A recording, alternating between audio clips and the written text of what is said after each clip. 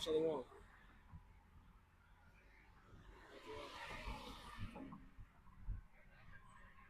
right, shalom, shalom. We are the Hebrew Israelites. We come out week in, week out to prophesy the downfall of this wicked kingdom, America, which is known as Babylon the Great, according to the scriptures, known as Egypt, according to the scriptures, Sodom and Gomorrah, as well as other places.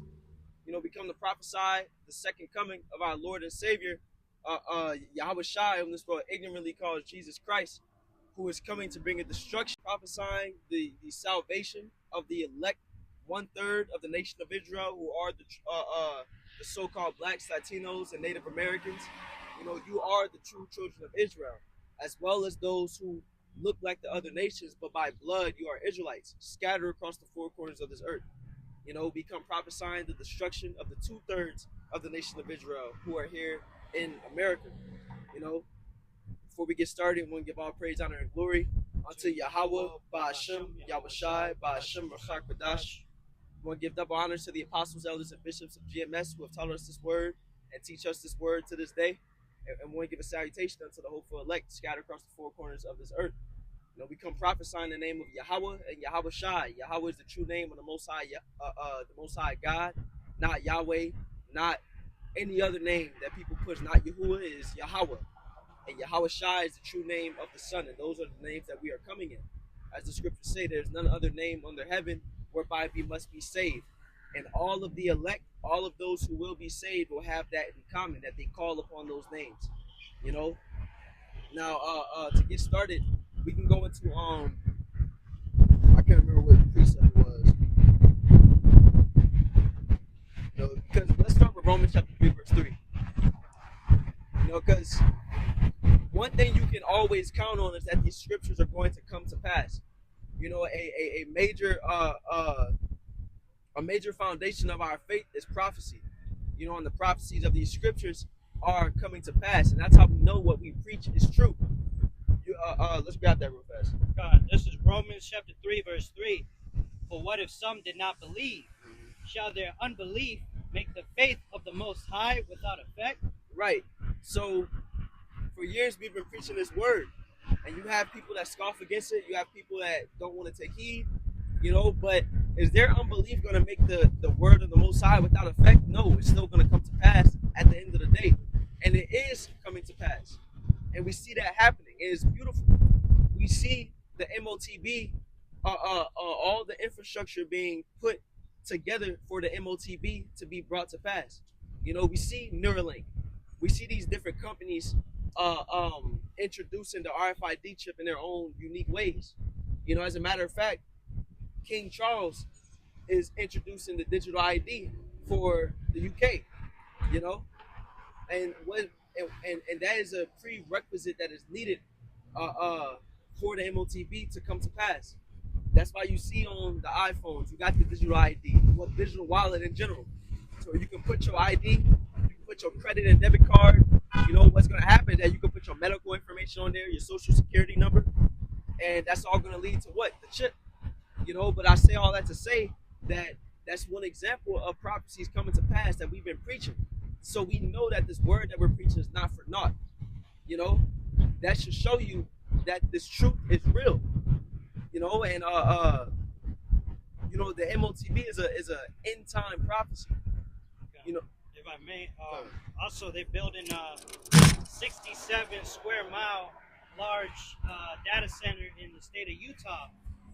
Which that's going to go hand in hand with the MOTB, because it's all AI, and you got the surveillance. Made a video on that. Yep. They're building another one in Illinois. So I got to confirm that. But these are huge, man. The largest one that I know of is only like 4 square miles in, if I'm not mistaken, in Nevada. But 67 square miles. Yeah. What are you gonna fill in all that space? So that's huge, man. You said it was a data center? Yeah, they're building a data center, and it's gonna be 67 square miles large. Yeah, and that's the thing. Like Esau is building these data centers, and these AI centers to power this grid for the MOTB, because this is a powerful technology. It's just like if you have a game and you have the hardware inside of the game console that makes it run. You need powerful hardware so that your game performs well. And so using that metaphor for this MOTB, this is an technology that's going to be inside of billions of people that is going to be like a VR inside of you. That's going to have all your information. That's going to be the new banking, the new social media. All this different technology that you see is going to be compartmentalized into that chip for billions of people. So they have to build a lot of hardware or these data centers to hold all that information. And they're building the foundation. I got a precept. This is Proverbs 24:27. Prepare thy work without, and make it fit for thyself in the field, and afterward build thine house. You got it, bro. So they laying the groundwork for the MOTB system. Like the brother said, they need all the hardware. So you got these gigantic mega warehouses getting built all over the country because they're getting ready to push that chip and mandate it. Yeah, and it is going to be mandated. It's going to be a requirement to abide in society. That's why the scriptures call this the hour of temptation. Let's grab that, Papa Shah.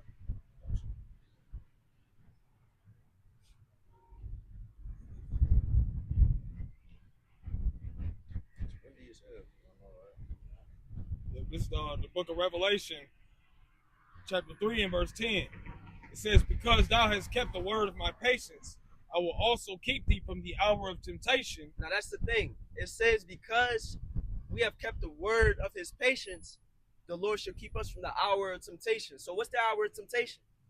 Well, that hour of tempting is going to come when this MOTB is made mandatory. Why is that? Because the MOTB is going to be brought as a solution for a crashing society. This is going to come in after we have dealt with major economic blows, famines, crisis, turmoil, and people are going to be looking for an answer. Once the dollar crashes, once things are stores are wiped clean and people are hungry, desperate, and what that solution is going to be is the MOTB. And not only is that going to be a solution for a crashing society, but once it's fully up and running, those who don't have the MOTB won't be able to abide in society. What I mean by that is you won't have access to certain things. The scriptures say that you won't be able to buy and sell unless you have the market piece. You won't be able to buy and sell, but you also won't be able to get medical assistance if you want it. You won't be able to contact people because phones are going to be a thing of the past. That's going to be obsolete. There's going to be a whole new what's the word I'm looking for? Infrastructure is a good word. Yeah, there's going to be a whole new infrastructure to where the system we use now to how we call. You know what I'm saying? They use the data towers to make phone calls and stuff like that. That's going to be a thing of the past. Your iPhone that you have is going to be just as good as a flip phone to us today, even though people still use flip phones. But y'all get what I'm saying. It's going to be an antiquity.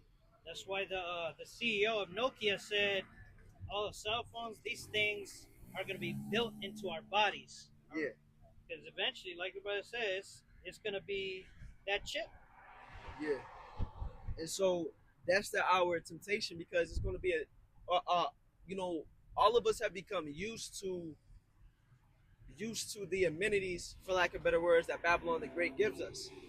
We've become used to just getting up and going to the grocery store. We've become used to the internet.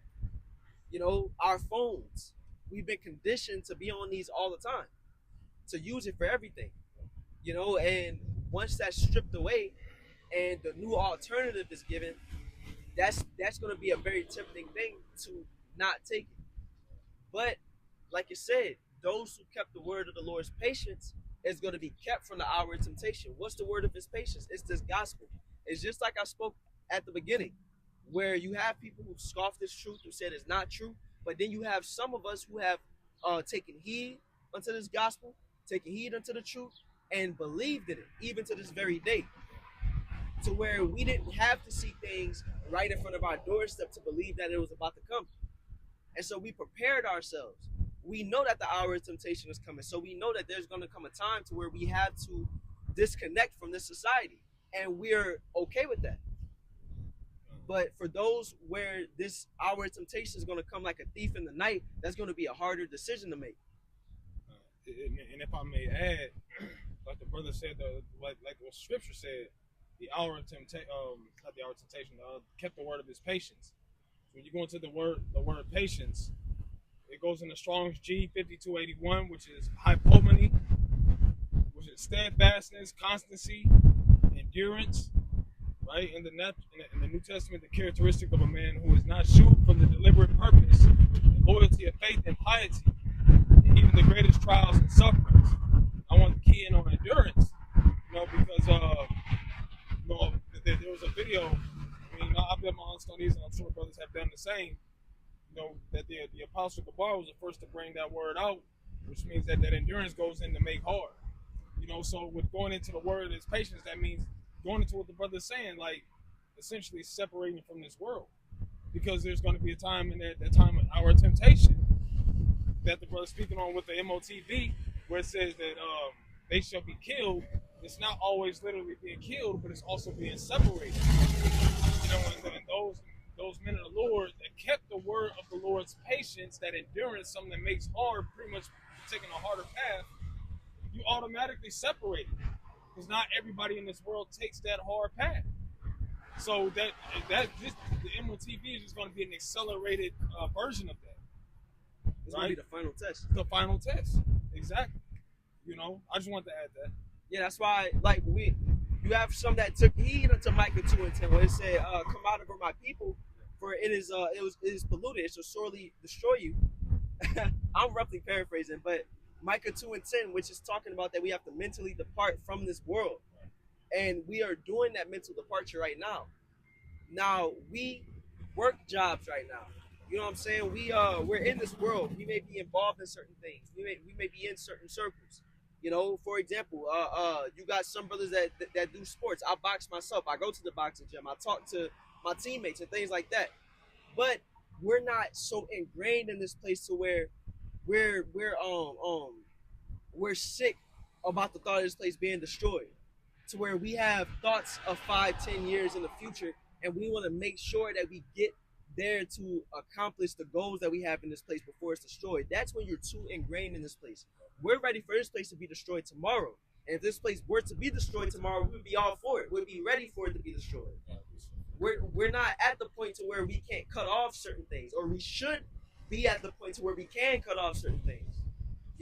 Whether it's like the Lord spoke about, whether it's your family, whether it's possessions, that's how you gauge whether or not you have made that mental departure from this place.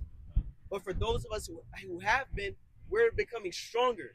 We're becoming harder, more callous to this world. And we need that strength. And it's a beautiful thing that we've been building up in that strength, because it's about to pay off. When these evil times come and the Lord's protecting us through them, and we're not shaken, unstable through them, that's going to be because we've been building up that strength this whole time through. That's the spirit. So 1 Corinthians chapter 7, verse 29, the point is in 31. It says, "But this I say, brethren, the time is short. It remaineth that both they that have wives be as though they had none, and they that weep as though they wept not, and they that rejoice as though they rejoice not, and they that buy as though they possess not. And they that," and this is the point, "and they that use this world as not abusing it, for the fashion of this world passeth away." So what it's saying essentially is that whatever we doing in this world, whatever we may be involved with, get in and get out. Get what you're there for, and then get out. Now we have certain things. Some of us have families. And that's different. You take care of your family. You keep a roof over your head. But if it comes to women, for example, and it's not your wife, it's not somebody that you're dealing with, we shouldn't be giving too much time to these women. We shouldn't be giving too much time to our pleasures, too much time to bullshit in this time, because this is we are at the end right now, and this is like it says, it's high time to awake out of sleep. And just because we came into the truth doesn't mean that we're always awake. You can have times to where you doze off. That sleep can be being too distracted. Having a bad week is you falling asleep. You know? I got something. All right, so this is Matthew chapter 7, verse 13. Enter ye in at the straight gate, for wide is the gate, and broad is the way that leadeth to destruction, and many there be which go thereat. Let's get that word straight. Shot. But it's saying that the wide gate is where many are going to enter and be destroyed. And that wide gate is easy to go through. That wide gate is no you have no pushback. You don't have to do anything. You can just run up in there. Many people just gonna run up in there. It's easy. You know? So but what does that straight say? Straight is stranos in the Greek. It means narrow, straight. That's all I got. Let's see. Yeah, pretty much that's all I got. Well, Etymology? Yeah, because it might be in the etymology where that word straight, S-T-R-A-I-T, means position of difficulty, which is where we have to enter in order to be in order for salvation. You know? This is straight in etymology. Mid 14th century, straight, it means narrow, confined space or place, especially narrow passage, narrow pass or passage between hills. By late 14th century, reference to a narrow passage of water connecting two larger bodies. Narrow part, pass, defile, narrow passage of water. Well, at the end, we can even. Oh, you got it? Yeah, at the bottom it says the sense of difficulty, plight. Mm-hmm. Yeah, a difficulty, a plight. And what the Lord is telling us in Matthew 7, he's telling us that our path to salvation is not going to be easy. It's not going to be something that a bunch of people can just go and get, you know, or that a bunch of people are going to be willing to go and get. A bunch of people are going to be willing to take that easy route, which is going to be what? The amenities that this world is going to give. The MOTB, for example. I got the definition of plight. Mm-hmm. A condition, state, or situation, especially an unfavorable or unfortunate one. So we're going to have to make hard decisions. We're going to be in uncomfortable positions. And we have to keep that in mind and understand that our path to salvation is not going to be a cakewalk, you know? But if we are of the elect, then we're going to have the strength to take whatever comes with that path to salvation. And that goes with enduring hardness as a good soldier, you know? Come on, let's grab it. So the book of 2 Timothy chapter 2 verse 3. Oh, Slaki, was it more to that? Slaki. So 2 Timothy chapter 2 verse 3. Thou therefore endure hardness as a good soldier of Hamashiach Yahushai. No man that warreth entangleth himself with the affairs of this life, that he may please him who have chosen him to be a soldier. Let's get that word entangled. When you get the word entangleth, Strong's G1707, and pleco, which says to enweave, of a thing to entangle, involve in, involve with. It's like when you get the wired headphones and you ball them up in your pocket, and then when you're trying to untangle them, it's like you got to take all that time to slowly unweave it apart and get it back straight. Yeah. We shouldn't be that involved with the things of this life to where we got to sit down and take all this effort to untangle ourselves. It says that we're supposed to be good soldiers in this truth. A soldier, when they get in that war mindset, they're like, okay, well, I got to go off and fight. So they got to leave home. They got to leave their wife. They got to leave their kids. And they got to go on and get into that mindset to fight. And that's the mindset we are supposed to be preparing to get in. Because Jacob's trouble is coming. The hardest time of our lives is coming. Yeah. And it's something that the elder says, and I forget where he got the quote from, but I remember it. But he said that don't get involved with something that you can't just get up and walk away from. You know, and that's just to add on. That's pretty much it. Because like when you mentioned with the headphones, that's a perfect analogy. You know, because that shit you got to stop. You got to really deal with it. You got to put everything down. You got to put everything to the side. You know? Exactly. You got to put it. And that's like you trying to put this truth to the side to handle whatever you're involved in and try to get that all in order. Sometimes you don't got that type of time. You can't allocate that type of effort to these things of the world. You just got to be able to Bluetooth earbud it up. Hurry up, flip it open, But that metaphor is kind of trash. But y'all get what I'm saying though. but as I was saying though, that we shouldn't be at the point to where it's that hard for us to cut off whatever we have to cut off for this truth's sake. Hey, perfect example. I'll get a precept real quick. It's the book of Matthew, chapter 4 and verse 18. It says, and Yahushua, walking by the Sea of Galilee, saw two brethren, Simon and Peter, and Andrew his brother, casting a net into the sea, for they were fishers. And he saith unto them, follow me, and I will make you fishers of men. And they straightway left their nets and followed him. So just like how the analogy with the headphones and things of that nature, this was talking about Simon and Peter. Their job, their actual job was fishers. They were fishers. That was their occupation. But when the Lord said, come and follow me, it's the same as with us in this truth. Put that, man, come over here, bro. Leave that shit alone. You know what I'm saying? There's so many words. That's what Yahushua said to them. Come on, man. Let's make y'all fishers of men. They ain't say, well, damn, Lord, it is kind of, I can't just, that's how I make my living. They just said, okay. They just got up and went with the Lord, man. Yeah, they probably had kids. That's how they make their money to feed themselves and their family. And the thing is, we don't, maybe they did, maybe they didn't. We don't know. But they didn't complain. They just got up and went about it, man. But that was it. That analogy came to mind. That precept came to mind, brother. But yeah, you got it out. Was there more to that precept the brother said?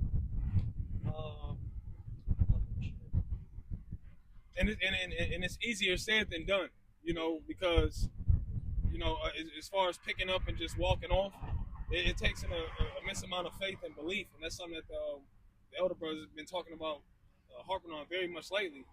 Is that fear of the Lord and that the fear of the Lord and that faith that it takes to just follow what the Lord's saying and just trust in that word.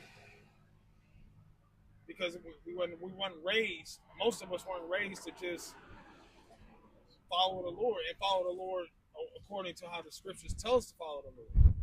And that's not including going into these churches and things like that, but putting off evil ways. We weren't raised, most of us weren't raised in that fashion. So this is why I make that statement. It's easier said than done, but it has to be done. And I'm speaking to the choir. This is but this is something that we have to work on doing, man. It's getting up and walking away. Because like I said, the fashion of this world passes away. Yeah, and we have to be able to walk away.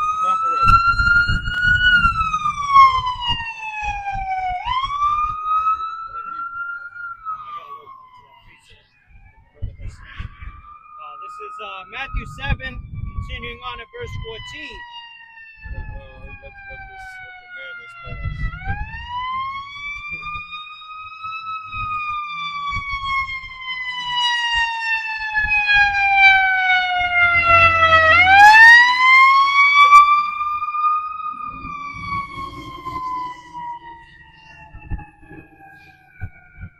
God, this is Matthew 7, verse 14. Because straight is the gate and narrow is the way which leadeth unto life, and few there be that find it. Yeah. It says, few there be that find it, which is showing that those who there's going to be a larger number of those who are destroyed than those who receive salvation. It's 1/3, it's 33%. Damn, that was fell. But it says it's a narrow path. You can think about it like how it describes it in Second Ezra. It's talking about the entrance to the city being the kingdom. Or you could say salvation. Leading to the kingdom. And that path that said is narrow, as if you have fire on the one side and water on the left. You have to stay on that narrow path and not, fall off. but it's a straight and narrow, which means what? That you can't do too much on that path. You gotta stay locked in. It's just like I don't know if anybody watched Dragon Ball Z that's watching, but when Goku was on Snake Way, you know, and he couldn't do too much playing on Snake Way because it was narrow, and it was a long way he had to walk. You have to make sure he's paying attention, or he'll fall off. You know, and we have to. That's the same thing in this truth. You know, we have to make sure that we're locked in. You know what I'm saying? In the right mindset. You know, not getting too entangled with this world, not taking heed to other doctrines. You know, or we'll fall off that path.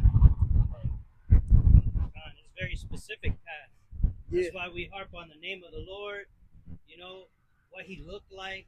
You can't wiggle too much around and try to stick to other doctrines. It's a very specific way that the scriptures is taught, and you got to do it correctly. Yeah, there's only one covering that's going to get us through, and that's the thing. Some people want to mix their they want to mix their affections. They want to stay with their covering of the world and things they're involved in this world, and dabble in the truth as well. And that's not how it works. You gotta pick a side. The scriptures say, Revelation 3:15. Let's grab that.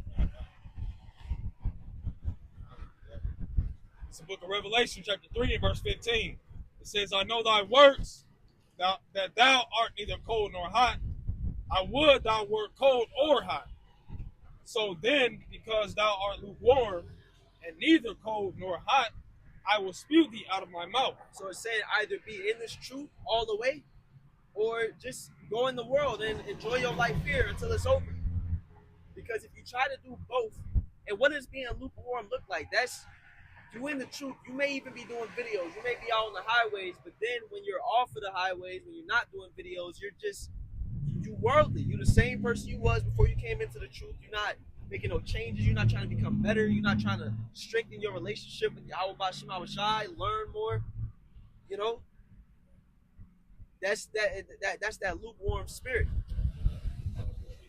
You know, and that's the Lord saying he would rather you just not come into the truth at all and just be in the world than try to balance both. So Joshua 24 verse 15. It says, and if it seem evil unto you to serve the Lord Yahweh, choose you this day whom you will serve, whether the gods which your father served that were on the other side of the flood, or the gods of the Amorites in whose land ye dwell. But as for me and my house, we will serve the Lord Yahweh.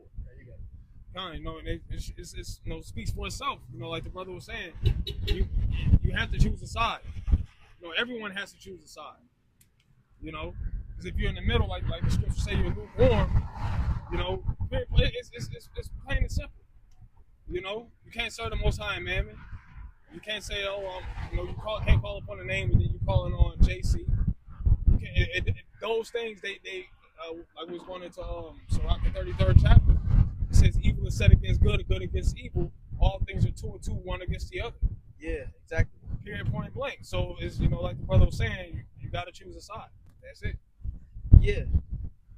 You know, and that's not saying that you got to that's not saying you got to completely cut off certain things. You just have to have a boundary set up. I speak for I don't talk to my family. I don't talk to people I went to high school with. I stay away from environments and certain people because it's like we're not on the same page. So how are we gonna coexist?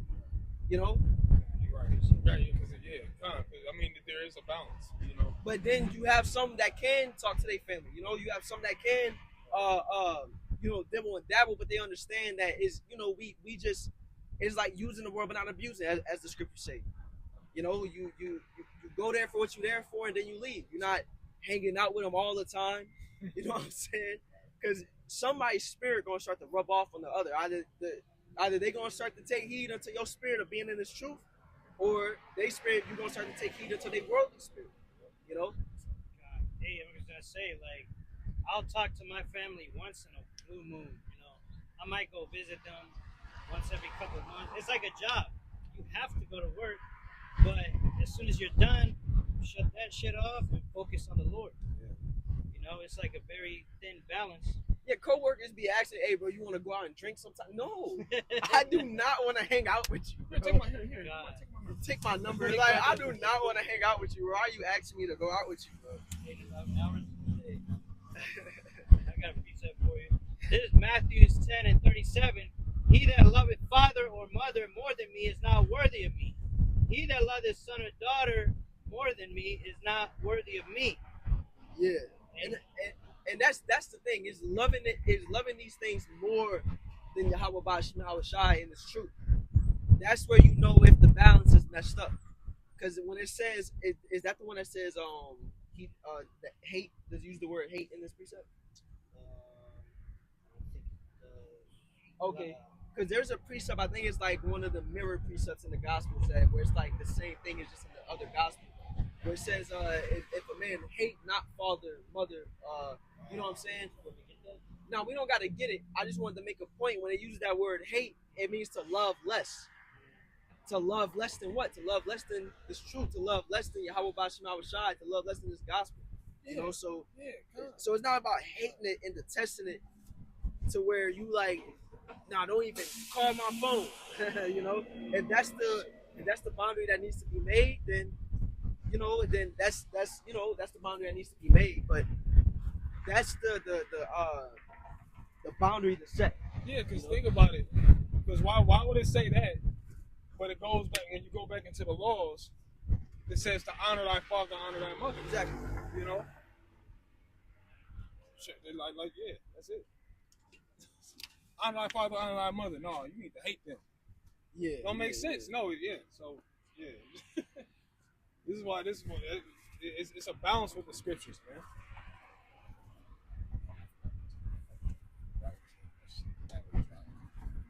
Where's that?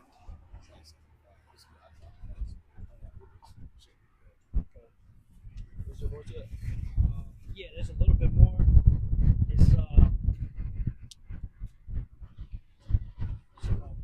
It says, verse 38, he that taketh not his cross and followeth after me is not worthy of me. I gotta stand right there. Oh, yeah. He that findeth his life shall lose it, and he that loseth his life for my sake shall find it. God, basically going into how when you sacrifice everything in this life for the truth, it's as if you lost some, but really you found life.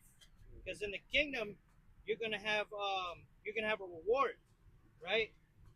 What is it worth having money in this kingdom? You can have money, but it's all corrupted. Our women are corrupted. Our food is corrupted. You know, the air, the water's polluted. All you can have is a little bit of fun, and really, it's still grievousness at the end of the day. So it's not even worth it to have money in this kingdom. Rather, sacrifice this. It's like playing the stock market. You sacrifice a little bit up front, but you're gonna get a huge reward in the end. You know, and the scriptures talk about that. I got a precept to support that. Well, was it more than that? I didn't want to cut you off. Oh no, go ahead, brother. So this, based on what you were saying, it's Matthew chapter 10 and verse 39. It says, "He that findeth his life shall lose it, and he that loseth his life for my sake shall find it." Exactly. Yeah. You know, and just going off what the brother was saying, there's something that with our elders and apostles on down to our camp heads and different beloved brethren, all in harmony with the same precept, is it all boils down to us making a sacrifice. You know, all boils down to us making a sacrifice because we don't know what's best for ourselves. The Lord knows what's best for us. The Lord knows that this world is like the brother mentioned in Micah 2:10. It says this world is polluted and it shall pollute you with shall destroy you with another destruction.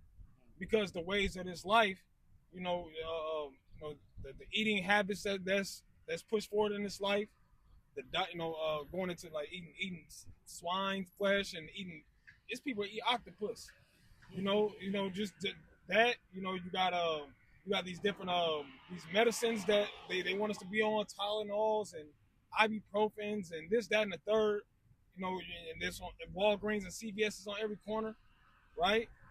So it's time to lose that. Like, get away from that shit, man. This is what's been killing us. No, not only that, that was just an example, but this is what's been killing us and taking us away from the Lord. Because if we rely more on the world, how can we rely on the Lord? It says that, and the elder brings it out a lot. Hope that is seen, that is not hope. Hope that is seen, that is not hope. So if we hope in the Lord and believe that He's going to take care of us when we have ailments or when we're going through a situation, opposed to following what the system is telling us to do, then how great is our faith in heaven with the Lord, man? That's losing our life, right? But that's it. Hey, I want to make a point. Like,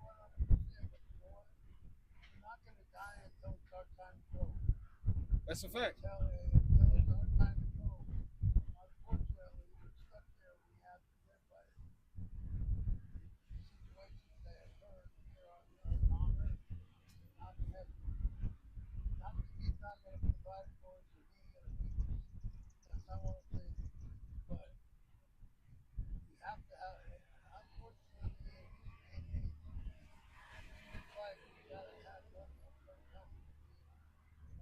Yeah, of course. Yeah, we do. Because, I mean, even the Bible says that. It says that money is a defense. So we do need money.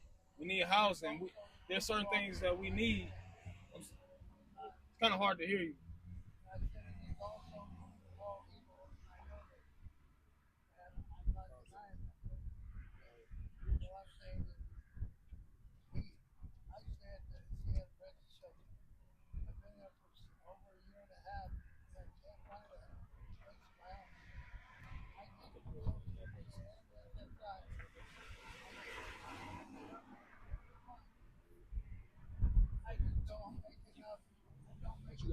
I was gonna bring out Proverbs 30 and 8. Let's get it. This is Proverbs 30 and 8. Remove far from me vanity and lies. Give me neither poverty nor riches. Feed me with food convenient for me. Right.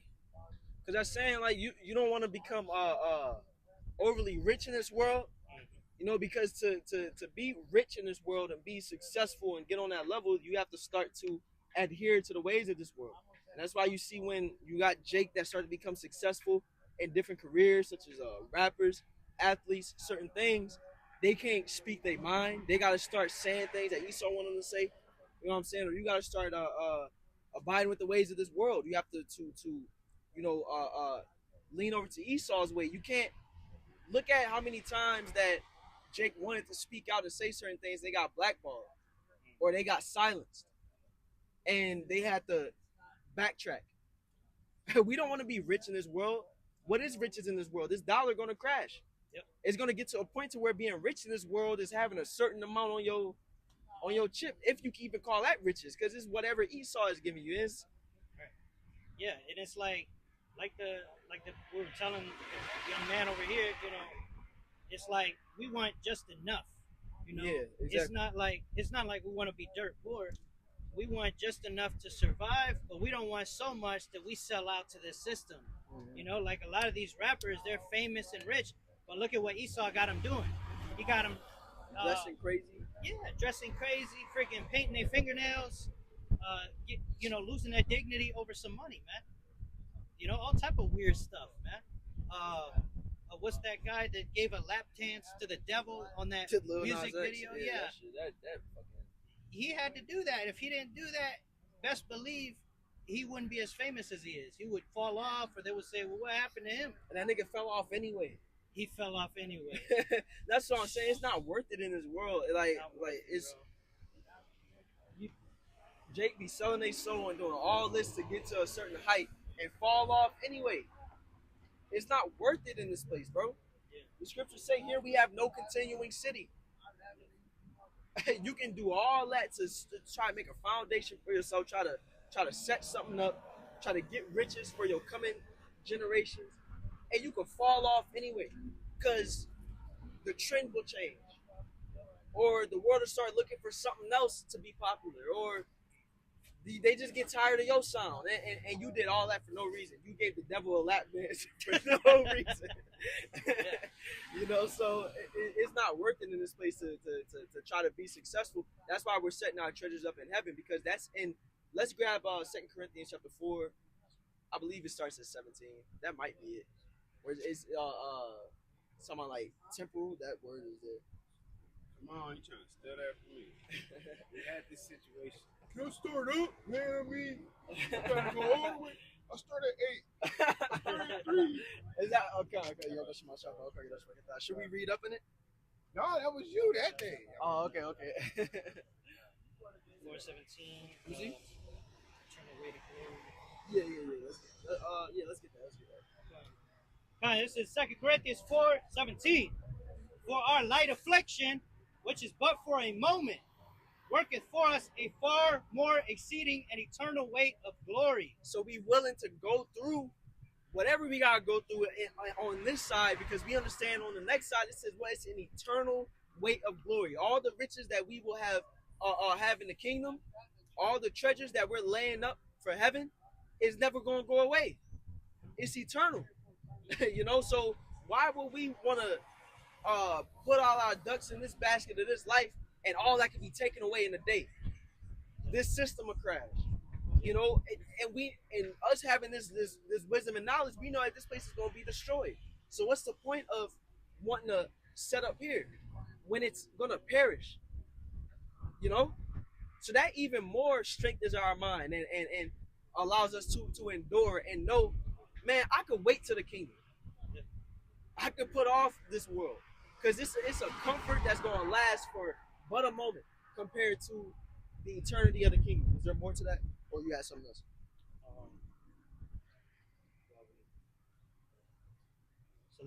Yeah, we'll keep going. It says, while we look not at the things which are seen, but at the things which are not seen. For the things which are seen are temporal, but the things which are not seen are eternal. So the word temporal is bound off of time. It's temporary. It has a time limit. But the kingdom is eternal. We don't have to worry about, man, I retired, I got 5 years left to enjoy you know what I'm saying, these riches I got. No. Or you don't. In this kingdom, you don't know how much time you have to enjoy what you have, because any day could be your last in this kingdom. Yeah. This is the valley of the shadow of death. They keep raising that retirement age. Now it's like 80 years old. A lot of you won't even make it to retirement. I looked up the etymology of temporal. It says worldly, secular, or it said of or pertaining to the present life. Mm-hmm. Also terrestrial, earthly, temporary, lasting only for a time. Yeah, it's earthly, bro. Everything that we gonna have in the kingdom, down to ourselves, our bodies, is gonna be on a completely different level than on this earth. We're gonna be extraterrestrials, not aliens, but we are aliens to this world. The scriptures call us strangers to this world, because our true home is the kingdom. So we're going to be super powered, immortal, gods.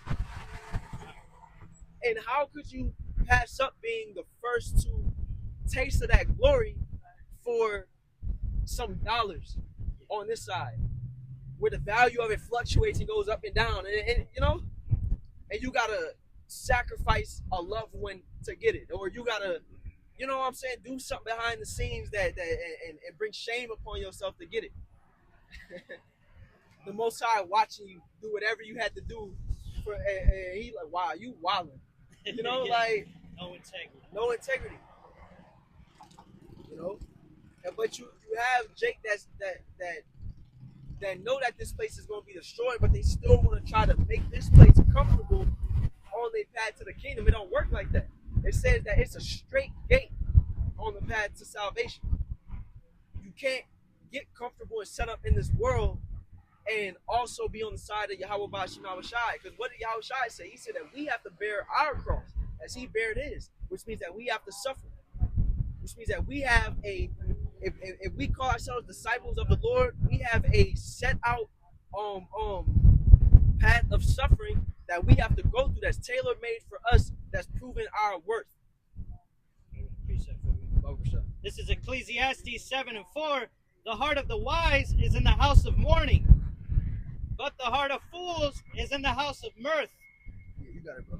Yeah, so the wise is going to be in this spirit of suffering and constantly battling because we're not comfortable here. Whereas the people who don't believe, they're like brother said, they're trying to make themselves comfortable here, doing whatever they have to do, selling their integrity, doing all manner of wickedness just to feel good in a kingdom that's not designed for Jake anyway. You know, this thing is not set up for us. So to hell with this place. Let's just do what we got to do until we come out on the other side. Yeah, it's you fucked me up with that just now. Well, because I want to, like you said, because at the end of the day, man, you like Lot said, right? He said his spirit is vexed with the filthy conversation of the wicked. You know, because you get to the point where you just start looking at shit. I started watching.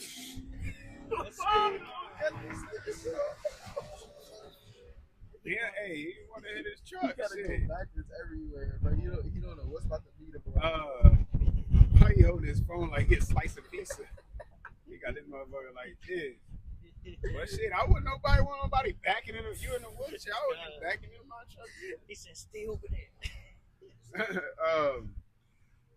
Bringing it back. You said sigh and I cried. Shit was on a lot. Yeah, because I was watching this video. I forgot what they was going over, but it was a short. And I started watching it, and it's information I can tell, but it was how do I say this? It was a mole that was explaining the information, and I'm just like, I'm gonna just find a different video. You know what I'm saying? Like, Bro, that's happened to me before too, bro. It was this dude that was breaking down weight loss. I'm like, he's going in. And then I found out that he was a mold. So it's like, I don't even really, you know, and it's just like, you get to the point where it's just like, man, to hell with it. Yeah. You know, but you also get to a point where you get immune to it in a sense. Not like accepting of it, but it's just like, you know, just wait for the day, man. This bitch gonna be destroyed soon. You might throw up a curse on Babylon at that moment. You know what I'm saying? But a lot of people, they're here in America on vacation. Yeah. A lot of people are here in America calling themselves Israelites, and they're getting ready for vacation, pretty much. And it's like, no, we're supposed to be suffering. That's why it speaks about the light affliction. That's why it speaks about it being temporal, this world being temporal. All right, because we're not here for a long time nor a good time. You know, but we in punishment right now, right? But the Lord is lifting us up out of that. You know what I'm saying? Starting with this knowledge coming back, you know, knowing the name. Man, it's so much to it, man. I don't want to say outside of the scriptures, because it's technically within the scriptures. When you got the stones, you got brothers' eating habits, and brothers like, you got brothers who are like physicians. You know what I'm saying? And then you got brothers who you know, okay, always like the apostles of heart said, oh, you know a little something. You know what I'm saying? So you got brothers that know a little something about when it comes to hemp seeds, flax seeds, or what you could do with this and that. Like me personally, I got problems going on with my hemoglobin and my blood, and that being, you know, transferred. So I'm getting into that. Okay, I need iron-rich food. Iron pairs well with vitamin C. All right, well, well, shit. Now you can just, all right, nigga, chat. What's up? Boom. Okay, you got me a 7-day plan for iron and a diet and high iron and vitamin C, man, because that vitamin C helps your body absorb it. You know what I'm saying? Always, you know, from my understanding, it's like a fucking Uber. You know what I'm saying? That iron is in your body, and the Uber picks it up to transport it through your body. You know, well, for the most part, my app ain't working, so it's hard for the iron to transfer through the body for the most part. All right, the cars is in maintenance, they in the shop, so I gotta give it that iron, so get the cars out of maintenance, so it can, you know what I'm saying, transport that blood properly, get that circulating, you know. And it just all comes with, and it's not like, okay, it's fixed now, I'm good. Like, nah, then you go to the next thing and the next thing. That's what I'm working on this dude, middle of the street. Like, they're in the bike lane, but that don't mean you can't drive in the regular lane. Like, but it's all good. Buddy going nowhere. Hey, call all your outside. But that's the thing, is it looked like the lymphatic situation that we was talking about, which goes with the blood circulating. You know what I'm saying? It's just down there, or the hydration. You know, and it's like, it's get to your leg because it's supposed to pump all through your body, but it gets down there and it don't really come back up. You know what I'm saying? So it starts to retain water and things down there. You know, so it's just, it's the foods. The foods affect you. You are what you eat. You know what I'm saying? I ain't gonna lie, I've been eating like shit lately. You know, he bit a burger and shit. I'll be hard won't. You know, but I'm when I was in the best shape due to a diet, I was just like, man, I was going. You know, now I kind of been eating like twice a day and not even like on purpose. You know, I fuck up here and there. You know what I'm saying? But I've been realizing, well, of course, you know, your body ain't so focused on digestion, then it'll give you more energy. You know, even though you need food to give your body energy. You know, so you just eat the proper food, so when they go to get it, it can use it for energy. You know what I'm saying? Like, okay, I'm gonna eat twice a day. That don't mean you fucking eat nachos with everything on it. You know what I'm saying? No, get you some nutritionist whole foods. You know what I'm saying? Fuck the tortilla chips. You know, get you some avocados, healthy fats, some good protein. You know, the brother Ra'ai here, he heavy on venison. You know what I'm saying? Get you some that protein, because that protein gonna help it stick and help you stay full longer, and it's gonna break down slow instead of fucking crashing a bag of chips. And then you're gonna get another one and another one, and you got a beef jerky steak with it, and you slam a fucking orange juice. Yeah, I just wanted to get something in my system before, you know, it's like, nigga, what? Hey. But yeah, I mean, that's what the scripture is for, man. You know, help us grow, help us build. You know what I'm saying? Help us get to salvation, because all in all, and that's the thing, while all of this is going on, prophecy is still happening. You know, but having a better diet, man, it'll help with your brain fog, help with your libido, you know, help with your energy. Bros get together, they all slumped out. Oh, fuck you, tired. Like, get your ass up. You know, sleep. You slept fucking 6 hours. What are you talking about? You know I gotta get my eat. Like, no, you don't, bro. I probably got 8 hours of sleep. I'm not knocking anybody that can, but when I ate good and didn't eat good, it's like I be up. You know what I'm saying? But it's been working out through the spirit, where the Lord been waking me up at a certain time, and it's like that'll be just enough to get me to shit when I lay back down, you know. So yeah, but all in all, man, it's I just wanted to get a precept real quick, and we can get 2 Esdras 7:42. 2 Esdras chapter 7 and verse 42 says, he answered me and said, this present life is not the end where much glory doth abide. Yeah, and it goes into temporal. That's what it said. The things pertaining to this present life. You know, that goes with the philosophy, with the wisdom, with the socialism, all right, with the dieting, okay. It's no glory that truly abides in this place, man. Okay? You'll have a woman, she'll sleep with your brother. She'll sleep with your best friend. You know? They'll sleep together, and then you fucking out there in the sun barbecuing for everybody and shit. And this is that society, man. All right? It happens.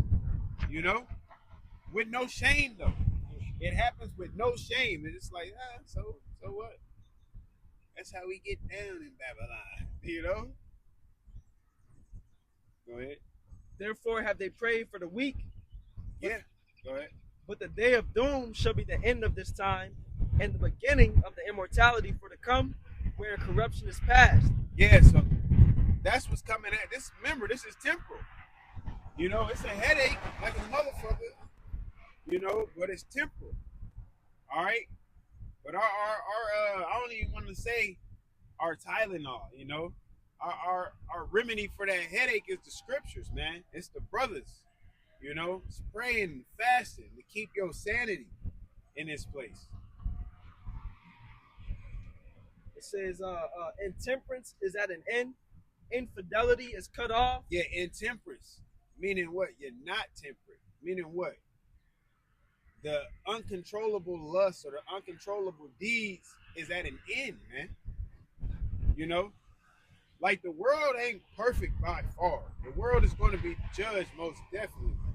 But even men who are outside of the truth in the gospel are starting to see the bullshit when it comes to women, or they're on, you know, getting into the health and all of that. You know, that I would say that vibration is starting to go through the earth, man. Starting with this gospel though.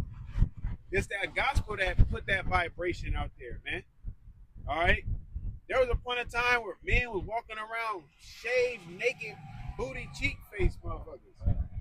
You know? Now, whether Harden made it popular or not, it's the men of the Lord through the Spirit that put that vibration out there. Unless I was just under a fucking rock for a very long time and just came out, everybody growing their beards, everybody getting into the stones and things. You know, people was on it, but it's just like I thought about a Drake lie. It's like every time I touch it, I can never do no wrong. But when the men of the Lord get in there, that vibration, the Bible is a perfect example. Everybody been having a Bible, reading the Bible. They got 3 Bibles. They got a white Bible, a brown Bible, a leather Bible. Part of it, they just got what's that? Proverbs, Psalms, and the New Testament. You know, they got a mini Bible, a big Bible. You know, yeah. They got all these, but when the men of the Lord touched it, got into it through the Spirit, them being quickened by the Holy Spirit, all right, that's when it really started to resonate throughout the earth, man, or vibrate throughout the earth. Christians started going into definitions. I ain't ever heard them bring out no damn Greek, man. I went to church for some years. I ain't never heard them bring out no. But that's the thing. All of that. Can we get 1 Corinthians 1?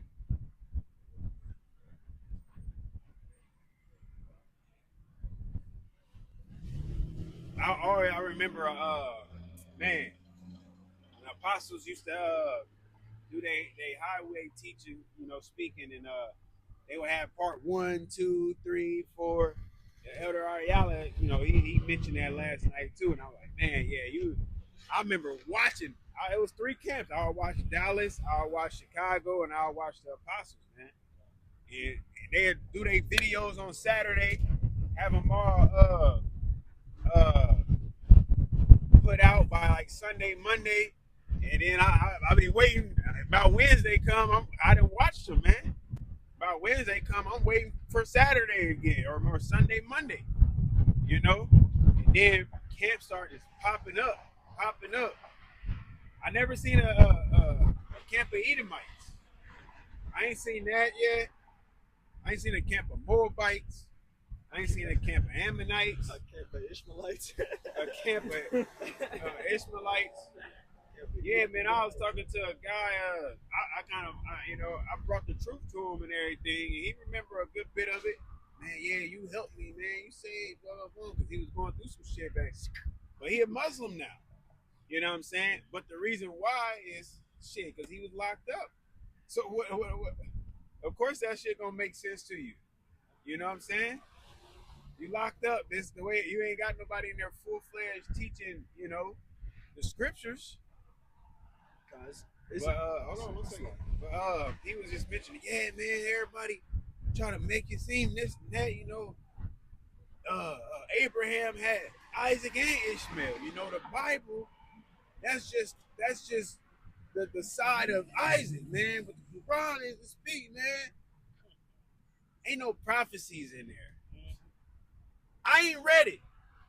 I'll be honest. I ain't read it. But none should want her mate. You know what I'm saying? But really, you read it for information purposes or whatever. But it's like,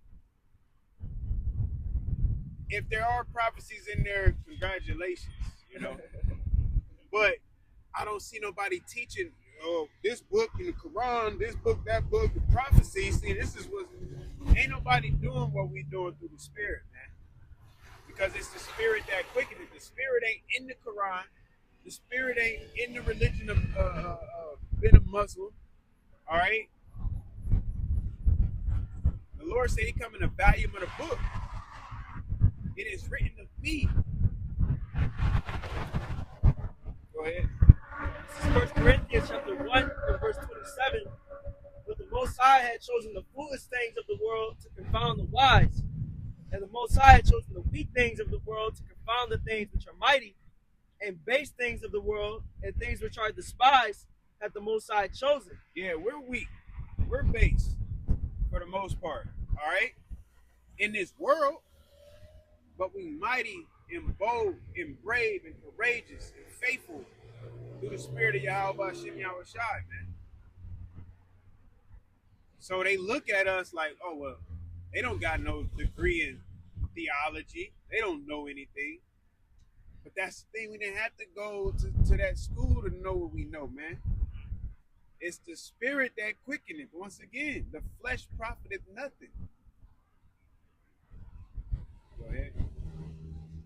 It says, yea, and things which are not, to bring to naught things that are.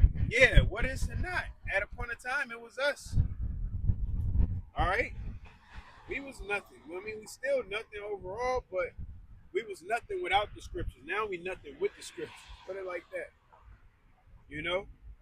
But the things that are, or was, all right, Christianity. That, I don't even, when it comes to the denominations, it's like, that shit. What the fuck? It's everything. We believe in this. We believe that. We believe in this and this and that. Oh, we believe it's like the scribes and the Pharisees, different sects. Sports team. But it's like, exactly. Got the North Division or East Division Conference and all. Bro, Ephesians, one faith, one power. Exactly. Y'all all got the Bible and y'all all got these different doctrines and different beliefs. But that scripture is right there. There's one faith, one baptism, one doctrine, one Lord. But the scripture is there because even back then that was going on too. Yeah. Nothing new under the sun. Let's finish. Is it more to that Corinthians? That was it. Okay. It's 2 Corinthians chapter 10, verse 4. For the weapons of our warfare are not carnal, but mighty through the Most High to the pulling down of strongholds, casting down imaginations and every high thing that exalted itself against the knowledge of the Most High. Against the knowledge of the Most High. But it's not about offending us. We get offended if you offend the gospel, because we got to defend the gospel. Say that 18 times fast. 18 times? Like that. But yeah, it's through this word, man. All right. Why this space? Well, this place ain't even spiritually crumbling as much. It's starting to physically crumble now. Edomites crashing out. Left there. They don't know how to handle adversity. Oh shit! You was on the phone with me last night. So the department I work in at my job, man, it can get to you. You're dealing with machines, old machines. You got a boom, you got a ear. You finally get everything situated, and it's messing up here and messing up there. And you gotta, man. This dude, he was on the one. He had to run 2 machines. And that machine, I always say, I learned patience and perseverance because of that machine. And that's why I think the machines are so nice to me now, because we got a bond, But this dude, So pretty much it's a blow mold machine. So it deals with plastic and then it molds it. Bottles come down, fingers there, grab it, drop it on the cooling bed, it'll cool it off, it'll go through the trimmer, boom, go up the chute, go to the filler to get the product in. When it works perfectly, it happens like that. Now when it's giving you the blues, it'll grab the bottles, it'll snatch the tails off, it'll leave them stuck in there, it'll mold, it'll double mold it, and then they won't drop down properly, and then it'll close on that, and then it's just all kind of stuff. So now you trying to hurry up and clear it off and clean it out, and you just throwing, push the bottles on the floor that you're gonna throw away, but you don't really got time to throw them away because you're trying to keep the machine running because you're trying to knock these numbers out. And shit, me coming back into there, I was telling them like, yo, hey, chill, we here till 4:30 anyway. 2-hour notice, baby. Like, he was like, man, I'm about to leave. I said, oh, you about to leave? He was like, yeah. And in my mind, I'm like, I wonder if he got points to do all of that. I went outside, came back in. The maintenance man, they was helping with the machine. They said, hey, such and such just quit. I said, what? He's like, yeah. He went over there, he gave his badge to the supervisor, he just quit. I said, man, That's crazy. that's crazy. You know what I'm saying? Huh? No, a supervisor didn't quit. What? How the supervisor gonna get his own himself the badge? Here, I quit. Okay, get out of here. Get out of here. Scram. But it's that adversity. That's what's happening. Edomites can't handle adversity. These niggas don't know how to turn potatoes and a pound of ground beef and feed 4 or 5 people. They don't know how to do it. That's why you be seeing that weird shit the Edomites be cooking on. Oh, that shit be nasty. You be seeing that crazy looking shit, bro? They put like everything in one bowl: the ground beef, the noodles, Casserole cheese, American cheese on top, all type of weird shit. It was this Edomite. She said I learned this in Louisiana. I had sent it to the bro.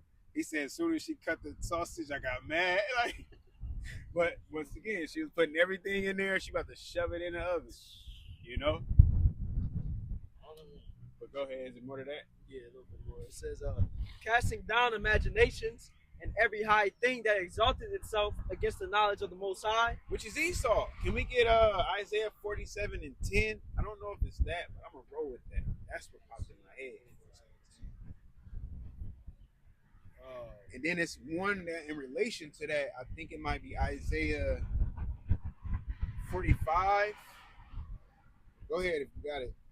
So Isaiah 47 verse 10. But thou hast trusted in thy wickedness. Thou hast said, none seeth me.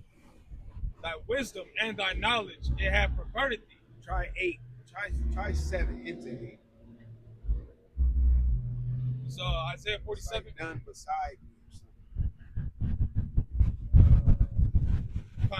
Yo. So Isaiah 47 and verse 7 it says, and thou saidst, I shall be a lady forever, so that thou didst not lay these things to thy heart, neither didst thou remember the latter end of it. Therefore hear now this, thou that are given to pleasures. Well, what are the things that they're not laying in the heart? Ultimately, judgment. They don't think that they're going to be judged, man. That's why did y'all I hope y'all kept the Sabbath on Friday, right? Trump had a national Sabbath. You know what I'm saying? Yeah, they just doing what they want to do. All right, the Lord gave them power, and they just going wild with it. Motherfuckers created they got China. They got robot wolves to scare off bears. Was you actually seeing anything about the National Sabbath? Like, are people keeping it? I ain't looking into it. I was at work. I'm sure there's something about it. Christian. It's like a weekend event. I guess they got like a festival or some shit. It's called the rededication or something like that. What they rededicating? Well, the whole celebration is due to 250 years of America being in existence. So it's like I guess it's like you know how some people have a birthday, Yeah, and that's their day, yeah. and then some people have a birthday say, well, it's my birthday month. Right. Greedy motherfucker. So I guess America has a birthday year. They just gonna go buck wild all year with it. Hey, that's spiritual because they saying like around 4th of July this year, that's when America runs out of oil. Yeah. So Hey, Niggas partying for America. This birthday, motherfucker. bitch. you can keep playing with the Lord, but He's not gonna keep playing with you. You know, it's just like when you play fighting and it gets serious. The Lord gonna get serious on the ass. Go ahead. It says, Isaiah 47, verse 8, therefore hear now that are given to pleasures, that dwellest carelessly, that says in thine heart, I am, and none else beside me. Yeah, go back up. Read it again. It's Isaiah 47, verse 8. It says, I'll go to 7. It says, Go to 8. So Isaiah 47, verse 8, it says, therefore hear now this, thou that are given to pleasures. Yeah, giving the pleasures, indulgence, and greedy, and pretty much doing what they went there and kidnapped the whole fucking president. Kidnapped him, stole his oil, rationed it off. For the most part, like doing what they want, man. All right, got everybody in their back pocket. That's how it was for a good while. They had the favor of the people. All right, but the people who you was that Confederate with, they like, hey man, we gotta get from around him, man. He tripping. You know, America's that white friend that do all of that weird shit when you pass out drunk and shit. It's like, bro, I can't hang with this dude anymore, man.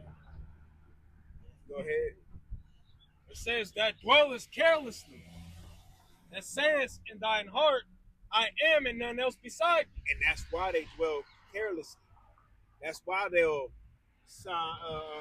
write, what does it say in Isaiah 10 and 1? Unrighteous decrees. Yeah. You know, that's why they'll overtax things. You know what I'm saying? They'll keep the rich rich and the poor poor.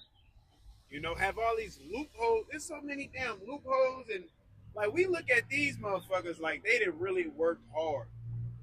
A lot of these motherfuckers inherited money, and then they people got money from the loopholes that was created by their same type of people. Like what I was telling y'all, you know, when you can do a trust, have money in it, and then borrow. I'm trying to explain as best as I can, but borrow from your trust more than what you have in there because it's assets, you know, and then you can invest that and get real money. And that's why it's like Elon Musk. He's broke, but he's not broke. You know what I'm saying? And it's just like, well, teach that to everybody, but you can't. Because if everybody catch wind of it and everybody has a little money, then nobody really needs anybody. But that's Esau's mentality. Going back to the year of Jubilee or the sabbatical year, man. To relinquish debt, you getting rid of it. All right, then you've been struggling for 7 years trying to pay me. Here, just wipe it clean. Start over. Like that's a relief. You got people here who $5,000, $10,000, $30,000, $40,000 in debt. But then you also got the cost of living going up. You got food going up. You got gas going up. You got fucking energy or your light bill going up in certain places because they create data centers and shit. You know, water bills going up, and then they telling you to use less water. No, y'all should have voted this data. Do we need a data center? Yeah. Let's vote. Y'all want to vote to put a fucking person in the Oval Office? Let's vote it. All this dumb shit that comes out, let's vote on it. Let's vote. Fuck it. Let's vote. You know? But at the end of the day, the votes ain't real. Yeah, I was about to say it's not You know? But there's not even an option to vote on a data center. It's not even, I just read today, it's over. I was going to do a lesson called, we don't need you. We don't need you. They got an AI robot. What that nigga did? Let me see what that nigga did. I can call a robot a nigga. Let me see. AI robot changes tires and balances them in under 30 minutes. We don't need you. He balanced them too. He got it right, nigga. All four. You know how convenient that'd be? Because you go get your tires changed sometimes, you gotta wait because other people's there. That's why they tell you to make an appointment. Now, don't get me wrong. That 30 minutes, that's just now. But you know, Esau is never satisfied. He's going to want to turn that 30 into 20 and 20 into 10 to prove that we don't need you. You can go sit in a 15-minute city and get your universal basic income and have your 3-day work week or whatever the case and just be happy and what? Own nothing. That's it. That's it. Go ahead. It was on you. Read that again. Yep. So back in Isaiah 47 verse 8, therefore now hear this, thou that art given to pleasures, that dwellest carelessly, that sayest in thine heart, I am in them, else beside me. I shall not sit as an widow, neither shall I know the loss of children. Yeah, they don't think they're going to be touched. They don't think that judgment's going to come upon them. And that's why they dwell carelessly. All right? That's why they'll give rights and invest in Moism, you know? They invested in them people. I remember reading stuff, they talking about giving them something similar to like a universal basic income to see how it affects their lifestyle and their living. What are we doing? You know? What are we doing here? It's almost like y'all just finding ways to print money off. Push the goddamn button. You know what I'm saying? Just get it started, man. It's happy ass music, Yeah, he's that illegitimate child just doing what the fuck every damn nigga can't sell ice cream. It's hot. Y'all ain't hot. Hey, he cut it off. Shots out, man. Man. Bugging though. Nigga, I don't want to buy no ice cream from your mean ass. Damn. He pull up. You got the do-rag on with the tail in the back. Some ice cream. And he pull up. Like, damn, bro, you got this happy music. You look mad, bro. Hey, what Babylon is doing to you, though? He gotta eat. He gotta eat. He gotta put food on the table. That nigga look like he just got out the pin yesterday selling ice cream. Like, you got it. That's what I'm saying. 1 second, brother. That's why I was talking to my son yesterday. He was like, yeah, man, I think I do want to da-da-da-da. I was like, yeah, you gotta do something that you like, man. But most people, they are in a, let's look that up. See how many people are in a profession or a job that they don't like, or like, they're, you know, I want to look up 2 ways. See how many people, you can get your preset, how many people have a degree in something and don't work in that field, and see how many people work at a job that they're settling for. So Psalms 10 verse 13 says, wherefore doth the wicked contemn the Most High? He hath said in his heart, thou wilt not require it. There you go. He don't think that he'll be judged. He don't think that his actions and his deeds, he's going to have to answer to them. You know? So they contemn the Most High. They reject him. They disregard the Heavenly Father, man. But the Lord been watching and taking notes this whole time. So when you say you didn't, he's going to show you, boom, that you did. You remember in the 1600s, you had the transatlantic slave trade. You still remember that?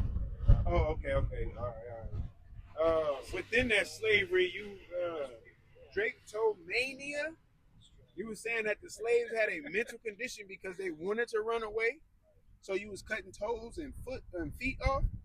Okay. Buck breaking is on the list. Then we ain't even got to get into that. He gonna be named. He's been keeping notes, man, the whole time. You touched the apple of his eye, man. It's over. You know? I think it's a lot of shit that we don't even know that Esau probably did, but the Lord knows. But the Lord knows. Taking Lord knows. notes. That's it. Taking notes. And more to that? Nah, that was a Which one you want first? Whatever you got. I'll put how many people have a degree for a field they don't work in. It says between 26% and 52% of college graduates What? working. Even I would have took 26 to 30, but don't give me the option to go to half. That's just crazy. Yeah, that's 2 to 6 inches of snow. What you got? That's a fourth. Hold up, 1 second. What are we doing? Hold up. That's a fourth. Starting at 26, that's at least a fourth of them. You know what I'm saying? Out of 100, at least 25 of them not gonna work in that field. At least 26 of them is not gonna work in that field. But up to half of them. But y'all done some came on scholarships. Congratulations. Good job. Some paid money. They gonna be in debt because of tuition. All in all, to go work in a production plant. You went to school 3 years, 4 years, paid all this money, made all these sacrifices, and then you end up working at Tyson.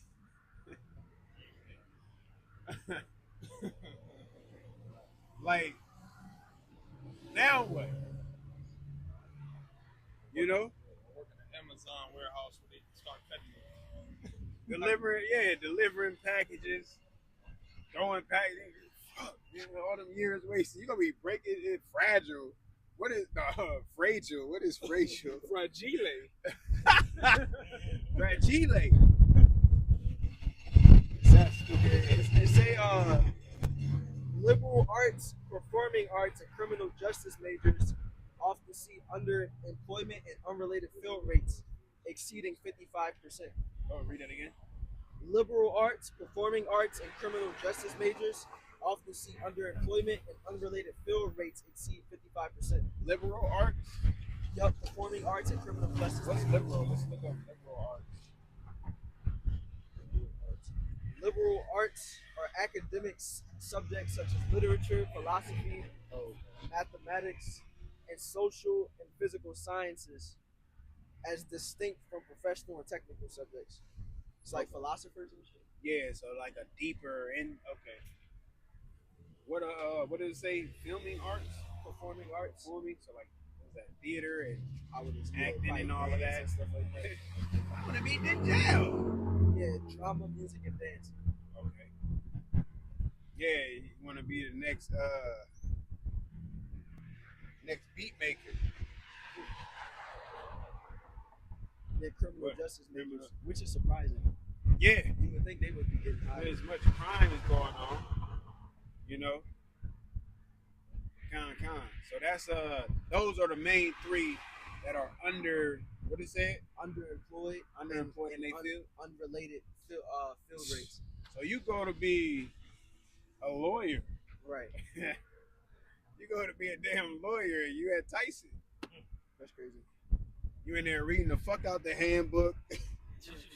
Anybody say you don't know what you talking about? You ready to get at them? You spent 4 years of his life learning the stage arts and learning how to perform for drama and don't do that. That's crazy. It's like nothing. Well, go ahead. I'll let you get that. So 1 Corinthians chapter 3 and verse 19. It says, for the wisdom of this world is foolishness with the Most High. Yep. For it is written, he takes the wise in their own craftiness. Yeah, because here it is. They'll tell you. Damn. That's how you used to turn the street. Like, let off the gas when you hitting the corner. 60 miles an hour. You let go of the brake before you get there. Then you turn without the brake or the gas. And once you get that angle, you hit that gas and you good, you know? on 2 wheels.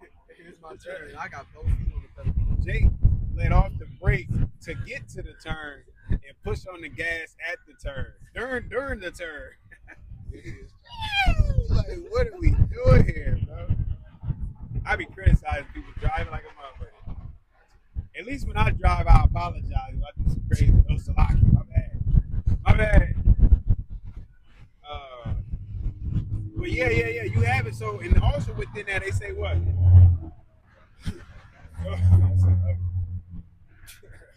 Go to school, get your degree, get your.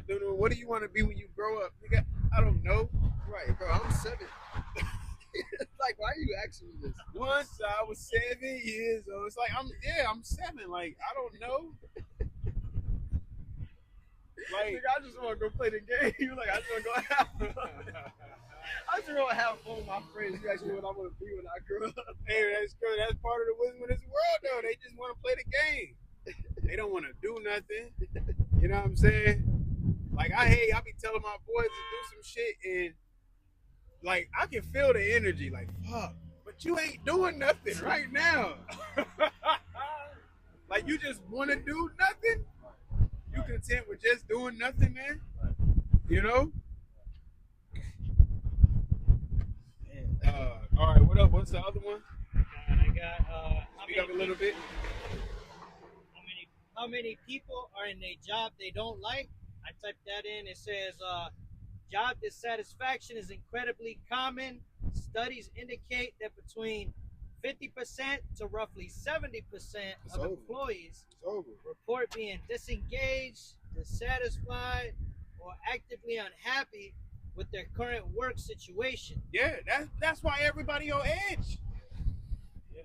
You just work 3-4 days, you ordered 5, it's Saturday. You don't want to do nothing, but you got to go grocery shopping. You know what I'm saying? The kids, they happy that they treating school like it is a job. Like, all you doing is going to school. Why are you mad it's only Tuesday? You ready for Saturday already? Like, School crazy, though, bro. I know, but that's the wisdom of this world, man. Can we get that wisdom? School, that's letter? Like prison. Yeah, it don't work. You're just there. It's a daycare. It's a teenage, preteen, teenage, and think I know everything daycare. That's the high schoolers. You know what I'm saying? That word wisdom in 1 Corinthians 3:19 goes back to Strong's G4678, Sophia. It says, wisdom, broad and full of intelligence, use of the knowledge of very diverse matters. The wisdom which belongs to men, specifically the very knowledge of things human and divine, acquired by acuteness and experience, is summed up in maxims and proverbs. Well, because it's just like it says, by experience, right? What it said, acute experience. It says by acuteness and experience. Yeah, acuteness. Let's look up acuteness, because that's like being observant, if I'm not mistaken. The word acute. What it say? Acute says of a bad, difficult, or unwelcome situation or phenomenon, present or experienced to a severe or. Yeah. You learning by trial and error, pretty much. You know, you learning through trial and error. Well, like he said, school is like a prison. Why do they still have it? Can we look that up? I know we looked it up before. The reading levels and shit. It's like you got, bro, somebody that's a senior. What did it mention seniors? I don't remember. Okay. I don't remember. Damn, bro. My bad. Who got it? Somebody got it? It says nationally, the average American adult reads at the 7th to 8th grade level. Damn, that's crazy. Damn. What do they consider? Is that in school or like out graduating? Yeah, like everybody. Like, I know I'm in there. That's crazy. No, I'm joking. That's bad though. The 7th or 8th grade. So that means the 7th and 8th graders probably not reading at all. yeah, they probably That's the second grade level. which. But get the school though. Get the school version of that. Yeah. The school like like the grade school is like, I don't know how to word it. 12, average reading level of a 12th grader. For people in school. for school. Oh, college. Or just put reading level for people that's in school. No, not college. Kids too. Shit. Elementary got to get it too. This could save their life if they hear this. Oh, absolutely.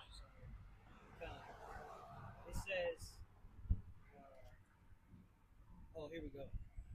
Nationally, only about 31 to 33% of students read at or above the proficient level for their grade. That's failing. That's failing. So if school is not working, you gotta fix it. You know what I'm saying? Whatever you're doing, and it's only gonna get worse because you got tablets involved now. And then with the kids, you want to give them games and shit. Like I can't remember the name of that game, but it was a math game. It had a dog on there.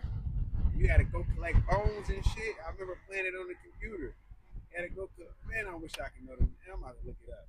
You know? But we had shit like that. That was entertaining. Because we was outside most of our life anyway. So playing something like that that's just passing time. But now a 7-year-old, that's all they want. Then they want what they call that shit? Roblox, the money. Yeah. What is it called? Robux. They want that. They want money for Fortnite. They want a new character and doing this and go cut some grass then.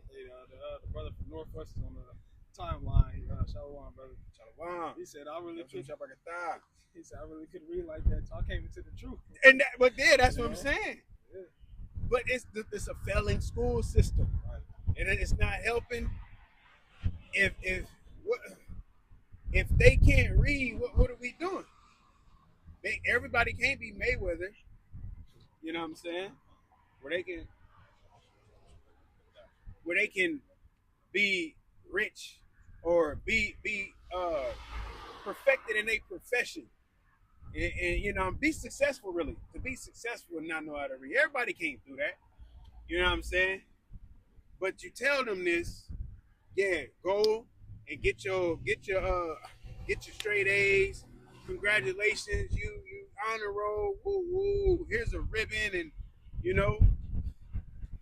and then you go to college, and then you get in debt, all to be part of the 50 to 70% that's dissatisfied with the work that you in, or the 26 to 50% that has a degree and not working in the field that you didn't sacrifice time and money for. That's the person. That's horrible, bro. Like, and you wonder why people are on edge. You wonder why you got somebody in a warehouse with a lighter setting things ablaze, man. And that's just that situation. What about when people really start to hit everybody? Then you get into the heightens of Jacob's trouble, man. You get into what does it say in 2 Corinthians? I say Corinthians, 2 Esdras 15, or we just get it. Neighbor against his neighbor or something. This is 2 Esdras chapter 15, verse 18. For because of their pride, the city shall be troubled, the houses shall be destroyed, and men shall be afraid. A man shall have no pity upon his neighbor, but shall destroy their houses with the sword and spoil their goods because of the lack of bread. Go ahead. And for great tribulation. Like you said earlier, we're coming into a time like never before. Never before felt, seen, heard, whatever. So because of these conditions and the fact that, like, going back to the wisdom of this world, how they operate, just indulging in everything, being greedy, do as thou wilt. You get your check, you pay your bills or some of your bills, whatever, but your intentions is to go out Friday night, Saturday night, and go to church on Sunday. Then you back at work on Monday with an attitude. You know what I'm saying? Shit, I want to go pick some pieces up the other day. Can I help you? I'm like, God damn, bro. Like, I know you don't want to be here and shit, but I was like, pick up for such and such, boom, boom. And then I was like, oh, can I can I get some napkins and some cheese or whatever? She dropped it on the box to turn around. I'm like, God damn, bro. And I want to say something, but she ain't about to crash out on me. She probably on edge too, you know, because it's that pressing, you know. If we can get that, I think it's Luke 21 or perplexity.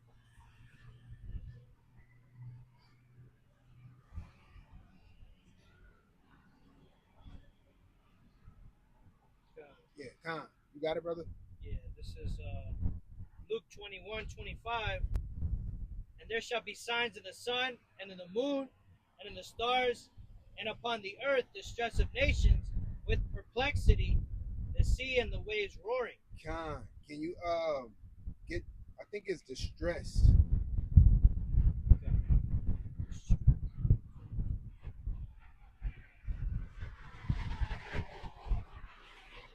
Yep.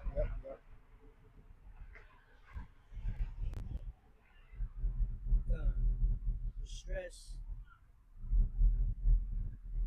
is G4928. Sunoke. It means a holding together, a narrowing, contracting part of a way, straight, stress, angle. Yeah, there you go. It's straight, stress, angle. That's the part we got. Hey, when the brother that did a lesson said let them have it as far as like road rage, because people, it ain't just yell no more. Like people getting shot and losing their life in road rage. You know? Because everybody's on edge, man. And the Strong's definition says anxiety. There you go. They just, it's nigga, my family gotta eat. I need money. Ain't nobody, you know, also, the love of many waxing cold, man. Okay? Going into the love of many waxing cold, people don't really care about their neighbors like that no more. Ain't nobody came and borrowed sugar in a long time. You know? This is Matthew 24, verse 12. And because iniquity shall abound, the love of many shall wax cold. Yeah, because iniquity, and that's the thing. This society has become Esau, has become Edom, man. You know, with the iniquity and the wickedness, how he carries himself as a king, so the people, roughly paraphrasing, you know, he doesn't correct things in measure. You know what I'm saying? He doesn't, he judge according to his laws and the way he want things ran. All right?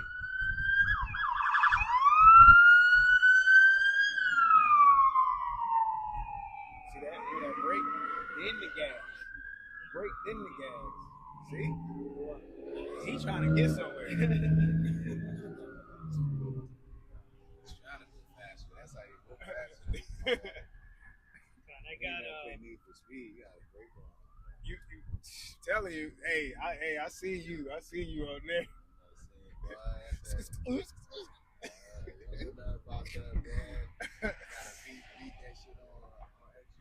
Man.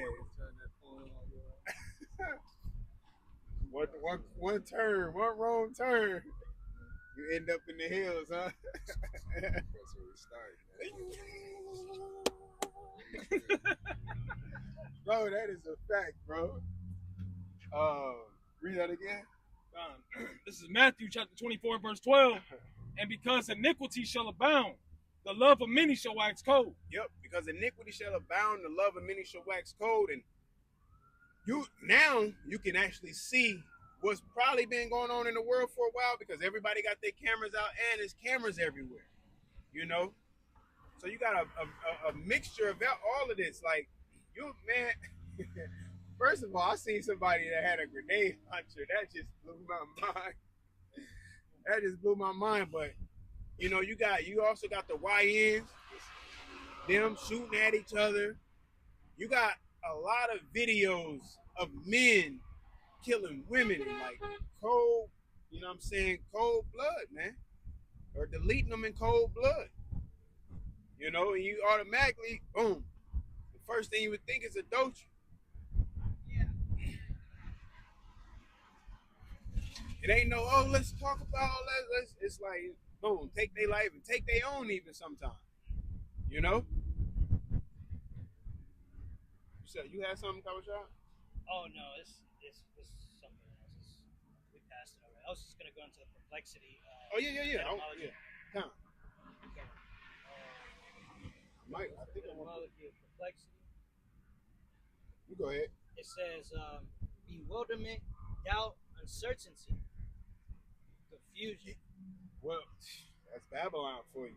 But in this sense, not in this sense, in the sense of you don't know. People are used to a certain lifestyle, right? You, like I was even mentioning the club and stuff. You used to go into the club and splurging. You could splurge, still have a little money in your pocket, make it to your next check. Well, a lot of these people that's even on the internet, what they talking about?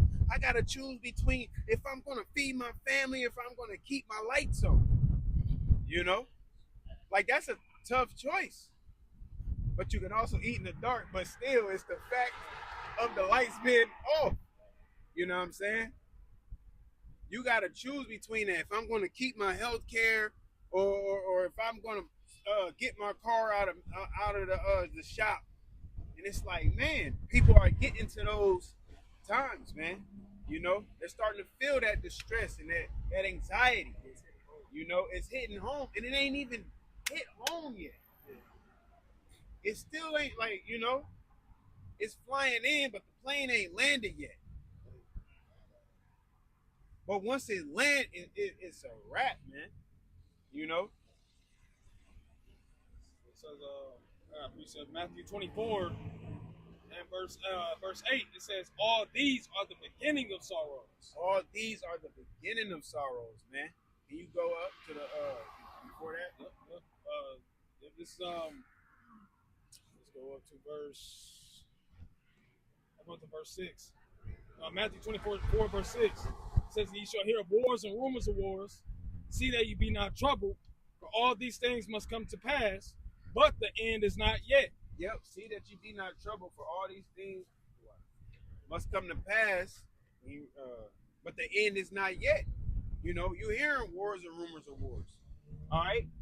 So as soon as that, they got into it with Iran last year, you know, hitting their nuclear facilities underground, and it kind of died out, and now you got 3 key players involved: Israel, Iran, and the U.S. Outside of Trump just treating the world like it's his playground.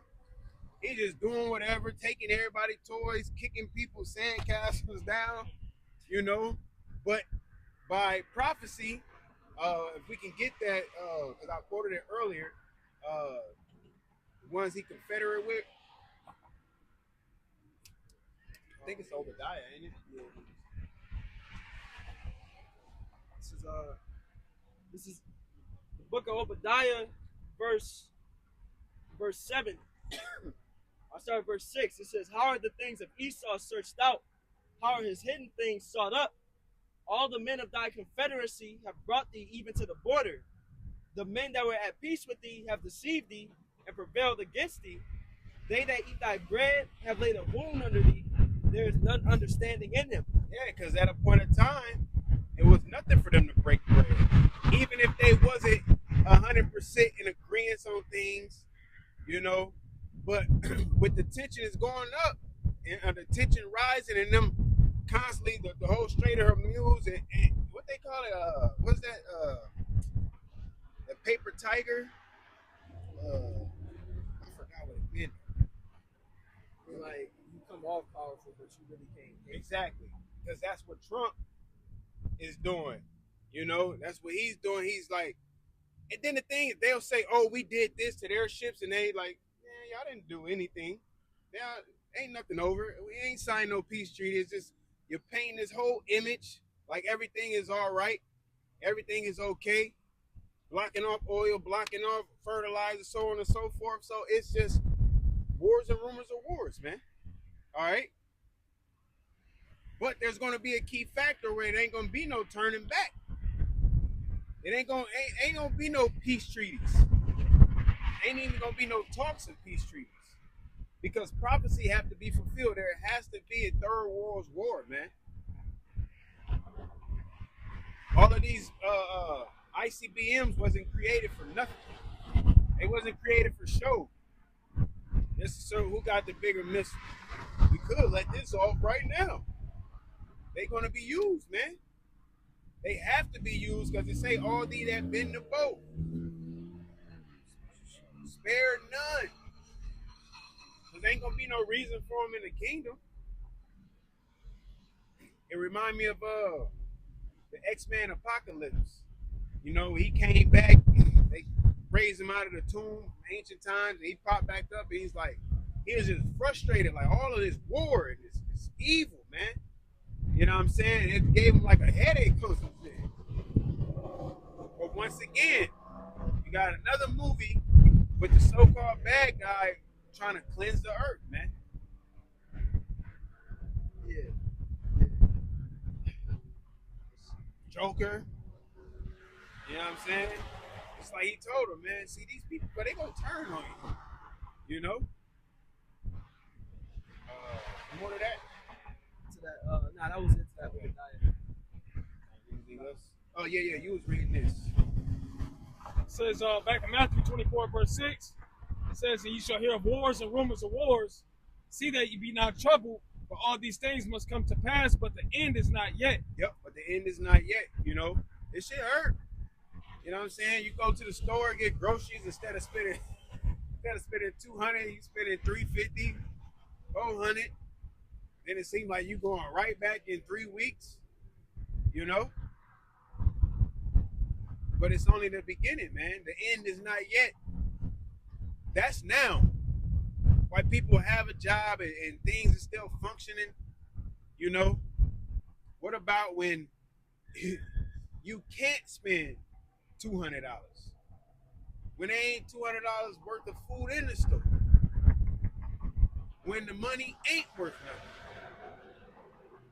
When you gotta be involved with the image of the beast, be a part of the system. Go ahead. For nation shall rise against nation, and kingdom against kingdom, and there shall be famines, and pestilences, and earthquakes in diverse places. Yep, and whether if they man-made or not, doesn't matter. These are the things that's gonna be coming about. You know, earthquakes over the years have got more and more frequent. I forget. Never mind. We were just talking about the pestilence that they got going on now. You know, which is still in the early stages, but when you go into that word pestilence, it breaks down to an evil, right? It goes back like kind of like with the C-19 in 2020.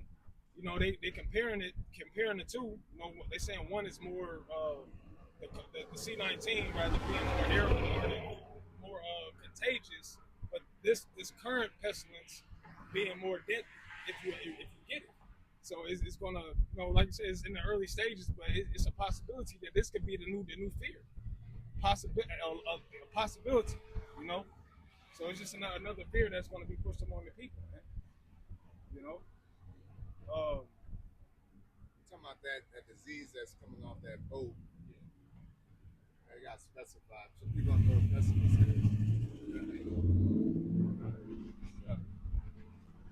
Street fight.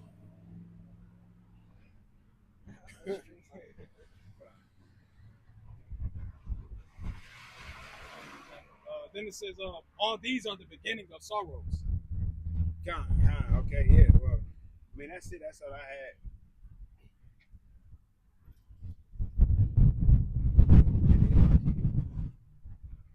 I appreciate it. So, Proverbs 29, verse 2 says, when the righteous are in authority, the people rejoice, but when the wicked bear rule, the people mourn.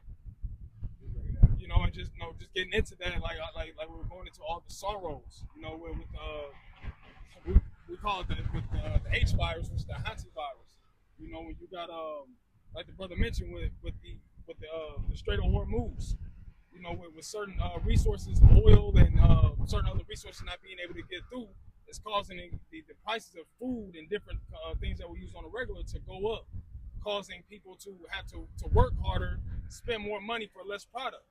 You know, these are the times that we're in, and this is a sorrowful time. You know, like there's the videos with these Edomites. They're popping up a lot on these streams, and they can't, like the brother mentioned earlier, and I agree, they can't handle the pressure. They to the point where they don't give a fuck about the American dream no more, man. They said they don't even want to live here no more. They say I seen something said 70% of Americans they understand that there is no more American dream. Yeah, it's hard to attain because of the rulers that be. But this is why, starting with certain elder brothers, like the elder Yashawamba, the GMS Dallas always says this world needs new management, right? And the individual that we was talking about earlier that was rolling backwards, he was stressed out, Said, they calling the police on me for this, that, and the third, blah.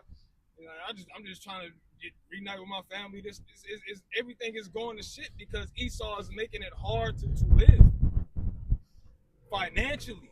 Morally, you can't even be there for your family how you want to be because you gotta fucking constantly work. This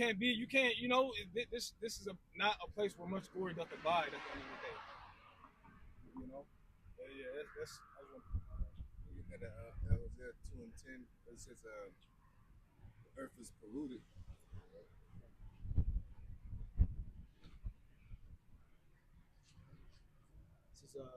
This is Micah chapter 2, verse 10. It says, "Arise ye and depart, for this is not your rest, because it is polluted. It shall destroy you even with the sword destruction." Yeah. So because and that's the thing is that but everybody talking about all this because it's pressure from above, pressure from below. All this is headed towards the MOTB. All this is headed towards the end. And most of it is systematics, meaning it's on purpose. Okay, they're even saying, like the oil, they can fix that. They can fix world hunger. All right, they can fix all these so-called problems that they have in this world. You know what I'm saying? But they ultimately want to usher in to the MOTB. Okay. So now you got that, but even in this time, while they're doing that, they're sifting people. They're trying to get rid of people. They're trying to establish the system. They're really trying to destroy the amendment. Okay, they went because they talking about and we've been talking about this, but now it's manifesting. All right, because we've been talking about how the 14th Amendment is pretty much that's what separates you from being a slave. That's the only thing that freed niggas from being slaves. You know what I'm saying? Literally. So if you get rid of it, then what do you think is an option or availability of that situation? All right, that's going to present that situation of being a slave. Okay, if you're not from here, you get no due process. You get treated any kind of way. All right, and nobody would pay the matter. But then they're going back to your ancestry, and it's all up to speculation because that's how it was during actual chattel slavery. They was creating all these laws, and Jake was trying to fight for their freedom. And there's certain things in the amendment that was insinuating all men are both created equal, free, free or born, and then like things like that. You know what I'm saying? But then they had to make the 14th Amendment. You know what I'm saying? That actually established that Jake in America were considered citizens.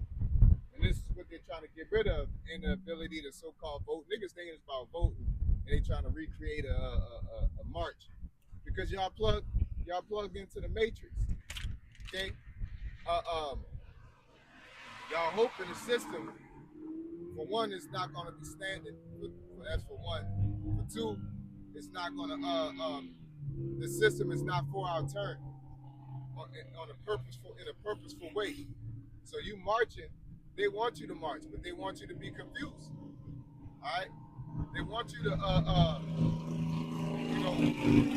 they want you to get out there so they can put you on TV, make it look like you're doing something. That shit ain't gonna do nothing. I remember the niggas was protesting out there on Wall Street. Niggas came out to watch it. That's crazy. they came out to watch, you know, like, damn, I never seen that before.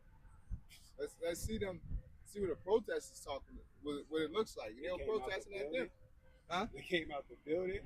Yeah, like the people that like, yeah, the people that like they protested against, like, nigga, y'all gotta go. They came out there leaning like, damn, what protests look like, you know? And people, you know, they don't care. All right, but the thing is that, you know, this is a twofold thing. While Esau systematically breaking it down, the wicked, the people that are trusting in the shadows of Egypt, let's get that, is trying to fight and cling unto the system that's breaking them down. Okay, you're everything is the prices is getting separated, like from the work and the cost of living is the income and the cost of living is pulling apart, and niggas are scrambling deeper into the matrix. Let me get 2 jobs. Let me get a degree. Let me get this. Let me get that. You know what I'm saying? Because a big part of the problem, it ain't got nothing to do solely with oh man, the cost of living compared. It's just that nigga. Another part is Jake plugged into the matrix. You gotta get this car. You gotta live in this type of place. You know what I'm saying? You gotta have these type of clothes on. You know, that's another aspect of the curses, is the propagandization of pushing people to buy product all the time. You feel like you gotta have a new this, a new that. You know, that's why they don't got no shoe repair stores. Okay, people just rather just get a new pair of shoes. All right, nobody's got sewing kits to stitch buttons back on coats. Every winter, Jake gotta buy a new winter coat. That's a tradition. You know what I'm saying? Every year, you know what I'm saying, you gotta buy a new this, buy a new that, the new iPhone. And then the system again is plugged in to show you that it's incentivized as a system. The whole iPhone concept, it's came out that they purposely slow it down and to incentivize you to get the new one. Okay, and so that's proof. It's proof that I think they're being sued by another company because they're perpetuating that their phones are better when the other phones are better. You know, so it's all capitalism. All right, and that's all it's for. And the bulk of our people don't understand that they're the product. Okay, they're the ones that's incentivized to make the product, and they're the ones that's incentivized to buy the product. Okay, just like something simple as YouTube. YouTube gets paid to put ads on their pages, on their pages. But then, if you want them ads off, you gotta pay YouTube to get them off. All right, that's capitalism. You know, so a good portion of the oppression is how the system programs us as well. All right, not only is it, you know, because Jake don't know how to live below their means. They gotta have juice. You know, Jake can't drink no water. Like Peter was like, damn man, let me get some juice. Like, you know, like that wasn't. Jake just drank water. They drink water. They drink wine. All right. They have to have a refrigerator full of Simplies. You know what I'm saying? Like what's about like intermittent fasting and all that. They get intermittent fast. They just didn't eat all that fucking food. That's just it. You know what I'm saying? Peter have like 18 sandals in his closet for special occasions. They have multiple garments. You know, like they asked a lady, pretty much how many pair of jeans should you have? And it was like about between 2 and 3. You know what I'm saying? And it's like how often should you wash it? It's like, well, you should definitely wash it more than what they said, like 2 times a year, but they'll talk about it a fade.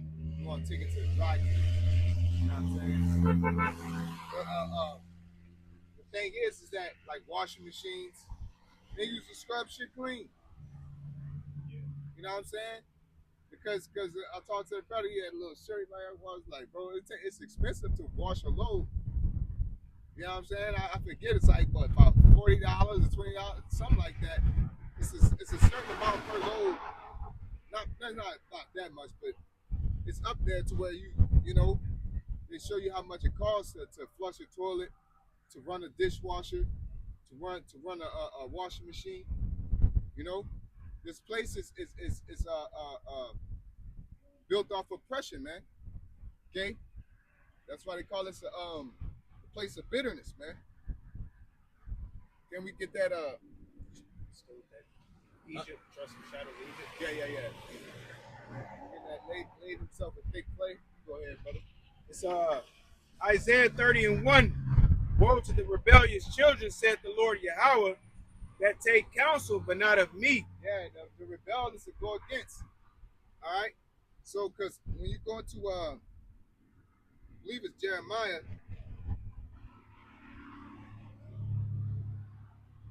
It's like I gotta look for it real quick.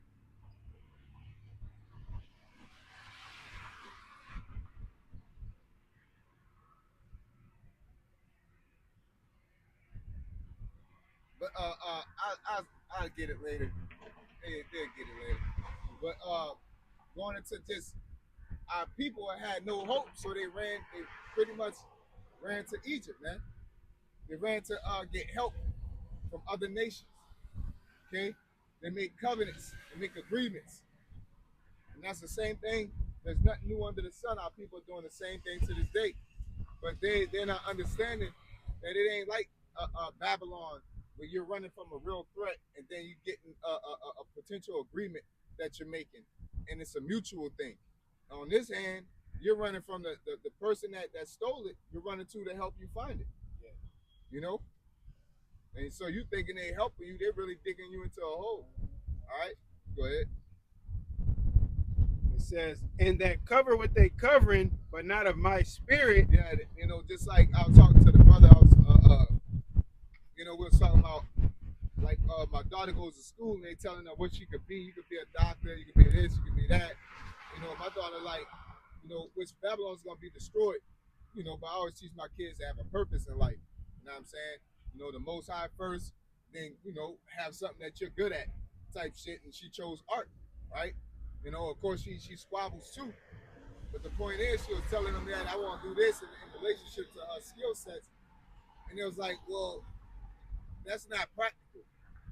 You know what I'm saying? But you told them that they could be a president. That's not practical. It's not fucking impractical. It is to be a president. It ain't over 50 of them motherfuckers. Out of all the fucking humans on planet Earth, but you want to incentivize them to do what? To plug into the matrix. Even though there's different aspects that plug you into the matrix, no matter what you do, because we gotta go to our enemy in one of all things.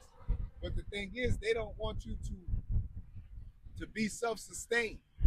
Okay? They don't want you to take your money and to leave the country and to go somewhere else.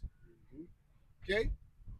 That's why they want you to believe that the land of milk and honey is America. Because you got to come over here and spend. All right? That's why it's so much freedom to do things that you want.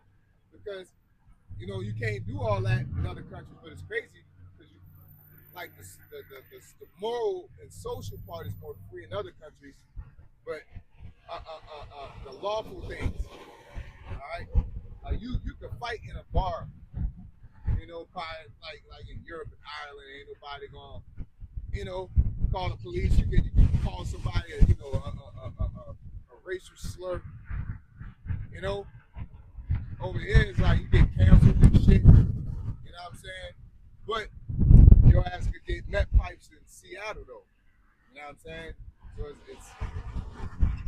it's topsy-turvy. They're wise to do evil, but to do good, they have no knowledge. You know? But they got more than that Isaiah. It says, and that cover what they covering, but not of my spirit, that they may add sin to sin. Yeah. You know, women going after careers, and then they're choosing their careers over having a family. You chose that. Now you're choosing a path to emphasize that, add sin to sin. Okay?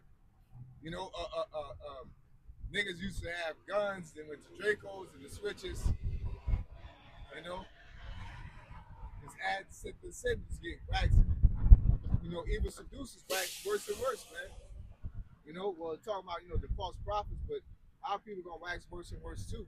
But they're getting deeper into the matrix. Oh, they ain't giving us as much money, so I gotta go steal more money. So the iniquity have surpassed the heathen. Yep.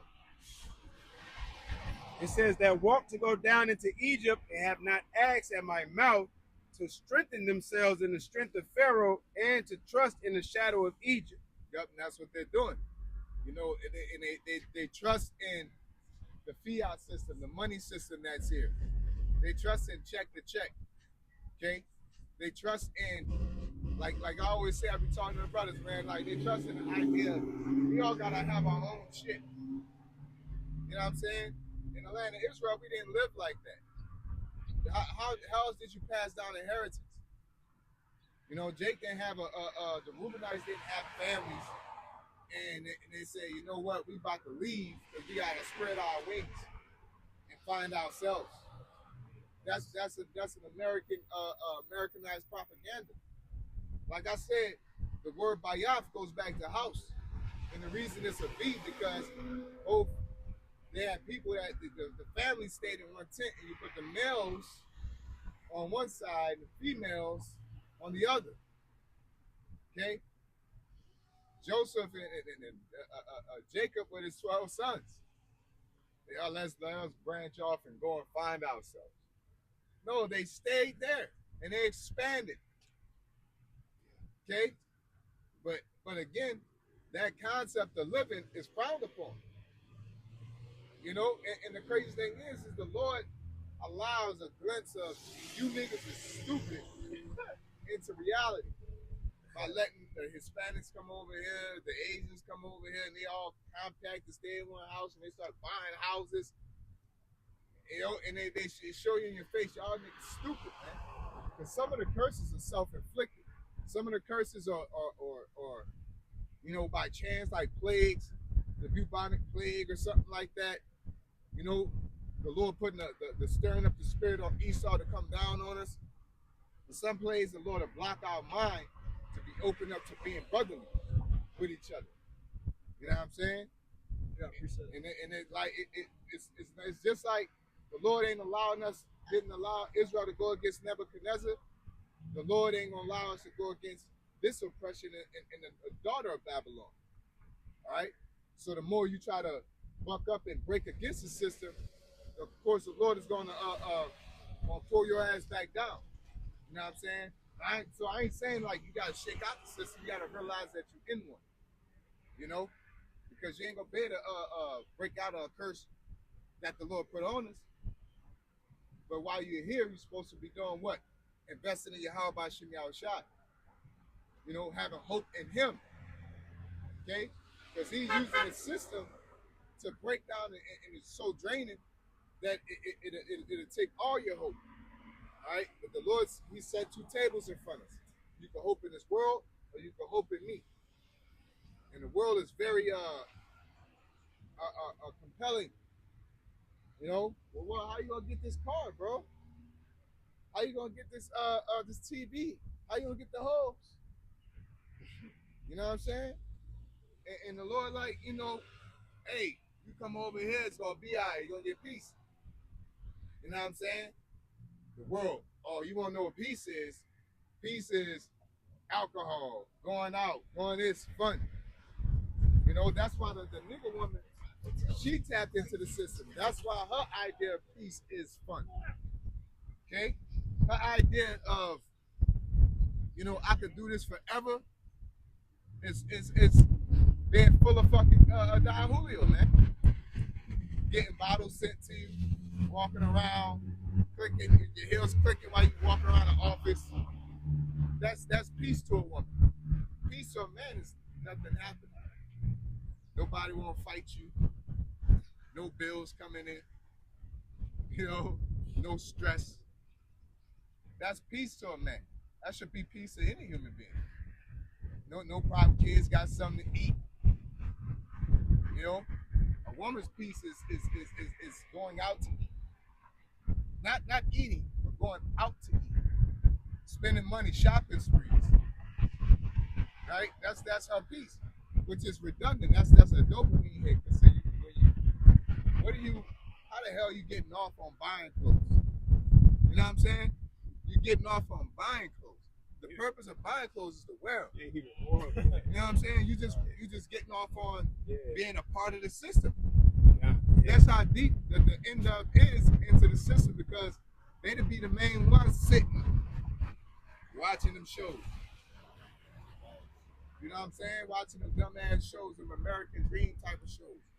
The American propaganda, first 48, people kidnapping, there's crazy people, you know, there's evil men, they watch all the shit, you know, we fight, we boss bitches, The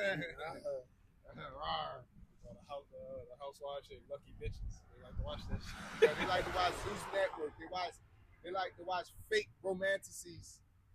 You know, the man gonna give you everything you want, even though you open your pussy to every power drill you see. You know what I'm saying? And they got this hope. That's why they love Meg Thee Stallion, because Meg Thee Stallion gives them hope that a hoe can make it. Yeah. You know? Yeah, a hoe can pop up pussy all the way up to 24, 30, and then say, you know what, I'm done and I'm gonna get married. When life, because we don't know. You know why we don't know? Because we don't, you know, Jacob deal with certain women. Ain't like if I had my choice, because all this, what's you call that shit with male, high value male and all that. Look, reality is the women, we're living in a place that we don't understand. Like the women around us have a whole different frame of thinking. We're around them, but they're on the phone. So we don't even know the information that's spewing into them. They don't even know the way we think, and we're sitting next to each other. We're roaming around each other every day. You got women 6 feet tall. You walk around this fucking place every day. You don't see that shit. You know? But the heavily propagandized people will walk around looking, women will walk around looking for a 6'8" nigga making this much money. And we don't even know. We're just one, hey, say, girl, damn. You know, like, what, nigga, you ain't 6'8". You ain't 6'8", nigga, like, you know, can you pay this? I got this going on. I went in a dating market and women like, oh man, my bills. And I'm just like, I'm confused. I'm so detached from it. I was 10 years out. You know, so I'm like, damn, man, you gonna be all right. You need what you need. You're like, I ain't about to help you pay, but I would come up with a game plan. I help you playing, but not paying. Yeah. And then the motherfucker go AWOL. And then it happened to me like 3 times. Like, oh, they want me to give money. I was like, I ain't catch on. I would give you some $40. I did it. I had to do. Can't tell me straight up. I gave him $40. Give you that 40, shout it. They say, hello, what you got, bro? No, you ain't. I know the brother posted something. Oh, go ahead. The brother posted 1 Corinthians 2 verse 12. It says, now we have received not the spirit of the world, but the Spirit which is of the Most High, that we might know the things that are freely given to us of the Most High. Yeah. So we don't move by the waves of this world. Stocks go up, stocks go down, gas go up, gas go down, niggas fighting, niggas not fighting. We don't move to that ocean. All right? Our ocean is what? Prophecies. Yeah. Okay, the Bible says we occupy the prophecy. So we get all stirred up, humming. It's when you start seeing a chip come out. We start seeing wars and rumors of wars. And then we ain't panicking. We getting precepts. You know what I'm saying? We hasten in the day. Okay? Like the Lord said, to what end shall it be for you, right? For the elect. The end is a good thing. But to these people that are not hastening there and watching out and looking, it's not going to end well, right? So the people that are not looking out, that's why they're 2/3, man. Because it's almost common sense. You know, it's common sense that this system is not for our turn. Can we get that? The system is laden with thick clay. The system is built off of debt. It runs off of debt. Like as a business and as its business structure. Okay? This Habakkuk chapter 2 verse 6. Shall not all these take up a parable against him, and a taunting proverb against him, and say, woe to him that increaseth that which is not his, how long? And to him that ladeth himself with thick clay. So this is the system that we're a part of. The system literally runs off of debt. This is a corporation that businesses come and present their ideas like Shark Tank. America's a big ass Shark Tank. Okay? You'll have banks that'll come in and say, I got this idea. You know, in America, be like, well, we'll back it. You know, where I can't explain it because it's like a bunch of fucking numbers flying. But it's like businesses, like banks would purposefully lend out loans to keep their bank alive. You know what I'm saying? And there was a point where people, like, money started, like the ends started meeting. And so the bank was like, shit, we about to go bankrupt because they don't need us. And so they said, we're going to have to, if y'all don't do this, y'all going to have to, like, pretty much they forced the government to bail them out and give them and make the government have to take a loan for nothing, pretty much, just to keep that bank alive. Because they said we're serving. Their argument was we're serving the community. You know what I'm saying? So you gotta give us another a deal of debt that we can stay afloat and use our interests to make our money. You know, and that's why a lot of these, there's a network of systems through education. Like I said, you got books every year. You know what I'm saying? There's one person selling the books. The government's funding it. Who's providing the money? You know what I'm saying? Us taxpayers, but at the same time, like, the books could be, whoever make the books, they're making money off of it. But that money, they're not getting. It's like a fucking car. You go to a dealership, you buy a car from them people.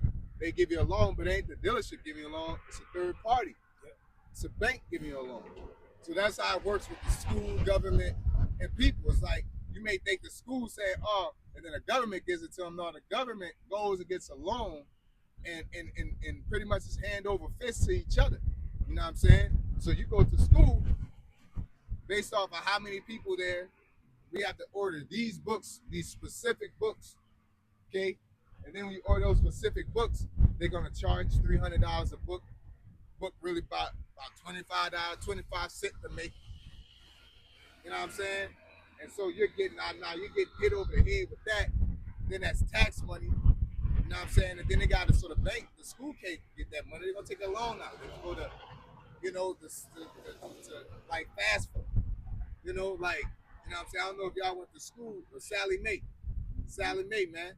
You know, like, these are hand over fist debt system that's created. Yeah. You know, school milk, the pieces. Somebody's making those pieces. Somebody has a contract, and somebody that's supplying that contract can't afford to supply that contract, so they go to a central bank or some type of bank and take out a loan, and then it's a hand over fist paying system, and nobody's touching nothing. All you gotta do is it's like a self-kinetic thing that works. All you gotta do is like pluck it to get it started. And the pluck is affliction. Boom. Y'all need to be educated. Boom.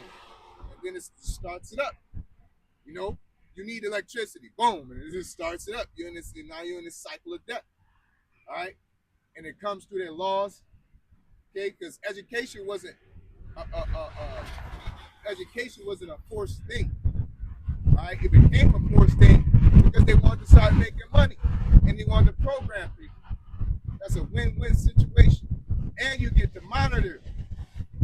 You get to monitor how many doctors you got. You get to monitor how many convicts you're gonna have, so you can set up your private prisons and make money in that system. Because they'll love to make free money now. You know, because that's the only thing that would trump the debt system. Is fucking slavery. That's the only thing that's better than that. Because I can make all the money in the world. I don't got to pay nobody nothing. You know what I'm saying? Which is the MOTB. Everybody's going to be a part. And that's why AI robots, because they're trying to get to the point they don't have to pay nobody. Okay? And it's all profit. who's gonna stop me then? I don't gotta ask y'all to take out no loans. I don't, you know, money. What's money for? You don't own nothing. I own everything. And I just squeeze it out, bird feed everybody. That's gonna be the best thing. That's why they're trying to get there, man. Total control, like them fucking super villains. I want to rule the planet, rule the universe. Like, what the fuck? That's Esau, man. That nigga, what you call that? Projector, man. You know? Go ahead. It's you got something? It's Sirach 13:1 says, "He that touches pitch shall be defiled therewith, and he that hath fellowship with a proud man shall be like unto him." Yeah. So that's, and like I said, man, the end of is the best manifestation for touching that proud man of what you gonna be like. Because they do it with no regard. They don't have no like moral compass to say like I'm doing too much. You know what I'm saying? That's why they walk around with blonde hair. That's why they walk around all loud and belligerent. Like, it ain't like they're gonna be like unto him as in his nature all the time. Sometimes it's nature based, and sometimes you just do what he tell you to do. And if he tell you to act an ass, you gonna run around smacking shit, jumping, rattling the gates. They can tell you know, because you want that money. You want your ass gonna be jumping around like a monkey, doing the flips, doing the shit that they want you to do. Okay, so like if you ever want to know what do the Edomites want in a Jake to see him doing, just go to the ghetto, because those people are deep in to what Esau wants them to be. They don't read enough. You know what I'm saying? They don't, and I ain't talking about like reading it is what it is. It's lies in books too. Okay? But your ass don't sit down and go research shit. What I'm saying.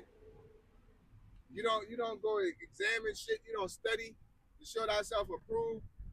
So they pretty much get fed. They just get grabbed by the neck like y'all niggas are slaves and get force fed whatever that propaganda how they want y'all to live. And you don't understand the origins of gangs. Niggas don't understand niggas like King Von, but they don't understand where the GDs and Vice Lords and with Fred Hampton and King David, that these niggas was doing community, the Peace Stones, how it was mainly for the community, and they actually had Jake and Edomites and Gadites, Northern Kingdom and Southern Kingdom coming together under that same banner, going against the government to the point that nigga Fred Hampton had to be assassinated. You know what I'm saying? Like, and it's like you do know that low key, but you don't value the history. Y'all just want to hurt people because Esau knew what they did, especially with that Chicago situation. Got rid of all the leaders as fast as possible. Smite the shepherd and the sheep were scattered. But niggas don't do all that reading. They just go outside full of perks with a blicky and just want to do what they see on TV. To the point, even if they knew history, the programming is more tasteful, man. The pride of life. Like black women know about the afros and the natural and everything, but the propaganda trumps that at this point. Like, they know about the sisterhood. They know about Black Wall Street. But to do it on my own trumps that. I just seen Meg Thee Stallion and Cardi B. They did it on their own. They had an empire. I seen them on top of a hill with a crown on. I want to do that. Fuck all that slow shit of building a community up and we walking up, the sister, how you doing? I don't want to do that. That's cool. It made me feel good, but I want this for me. You know? And everybody's running this rat race. And while this rat race is happening, this nigga just stringing your ass along to the MOTB. Yeah. Roping your ass in. Degree. Yep. House, big old house. Kids. They gotta go to college. You know what I'm saying? Your ass, next thing you know, own. You know? Then you have all that shit, then the money system changes. What are you gonna do? You're gonna abide by it. Your ass have worked all these years, became a doctor or a traveling nurse or whatever you want to be. And then they say, yo, it's over with. Especially you high class employees. You know, doctors, fucking pilots. You know what I'm saying? Those are high level employees. You know? And what I mean by it is, if you're a high level employee, you're really gonna take that MOTP. Because you don't work for yourself. You can't just get up and say, man, well, fuck y'all, I fly my own plane. Right? You're gonna have to, we're gonna fly for it. So you're gonna take the MOTB. You're a doctor, you know all that. You ain't gonna say, fuck that, I'm about to get my own hospital and do my, no, you're gonna say, oh, fuck, well, who am I gonna have to open up? How am I gonna make these millions of dollars? You're gonna take it. So all these people, the more you're attached to this system, the more you're trusting in the shadow of Egypt, the harder it's gonna be to detach from that shit. You know what I'm saying? Some people got their pinky on the sticky trap, and some niggas just planking face down on that bitch. You know, yeah, sucking at it. Like, this shit kind of sweet. You know, hear that fucking fire alarm? Nigga trying to get on. Stuck. Roll the trap. That bit right, stuck. It's like a mousetrap, boy. And like I said, our women are the ones that's really the deepest into it. From the poor level to the sophisticated level. The men are too, but the men, at least even from the poor and sophisticated, you see them trying to do things. Okay? So you had something else up? Yeah. In Jeremiah chapter 4, verse 22, for my people is foolish, they have not known me. They are sottish children, and they have none understanding. Yeah, and sottish means stupid or silly. Okay? They have none understanding. So they sit here, niggas think tanks are horrible. Like, look at the podcast. Bitches just be getting on there saying anything. Niggas get on there and say anything. That's a think tank, low key. They just be saying all kind of silly shit, man. You don't need a man. Y'all can live without men. You can't. It's like men literally can't live without women because you ain't gonna be able to procreate, dummy. But you won't trust the science think you artificially inseminate. But how the fuck you gonna get the insemination? Artificial inseminate. You know? It says they are wise to do evil, but to do good they have no knowledge. Yeah, they don't know how to build communities. They don't know how to resist the devil. Okay, they don't know how to women don't know how to come together and live together. You know what I'm saying? Living work. Like how the fuck do people know how to work together? You know what I'm saying? You stay around people all the time. You know, but you don't know how to work together. You wise to do evil, but to do good, you just can't put it together. You know what I'm saying? You can't look out for somebody. You can't solve an issue. You may not make a nuke, but they can't slow down global warming. You know? That's Esau. But our people, they know how to put switches on. They know how to sell, you know, they know how to hustle, you know? Yeah. They know how to supplant, steal, rob you. Okay? Niggas will make beats, all kind of shit. But they just can't separate from this damn devil, man. You know? Because they have no integrity, man. They have no spiritual knowledge. Okay?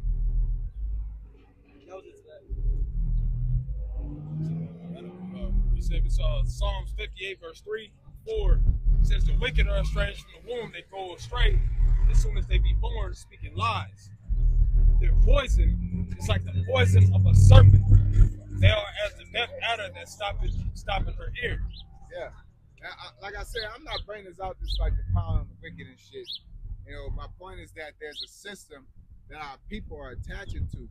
And the wicked of our people pretty much don't have the clue on where they're going. They're in darkness. All right? The light is a lamp unto the feet of those who serve the Lord. You know, the light is the word, the Holy Spirit, okay? The prophets prophesying, providing direction. You know what I'm saying? And those that have ears would hear. It ain't just like you just listening to the words, but you hearkening to them. You adhering to them. You're trying to get understanding and figure out how to get from point A to point B in the name of Yahweh Shem Yahushua. Okay? Like I said, this ain't a nigga bashing thing. This is like y'all niggas tripping. Y'all are insane. Y'all are in quicksand and it's like pretty much y'all in quicksand sinking, and we're out here talking to all the niggas that's not in quicksand saying if you go into America, yeah, here to America, you're gonna end up there. All right. What I'm not doing is looking at them niggas in the quicksand and just cursing them out. The wicked shall die in the quicksand.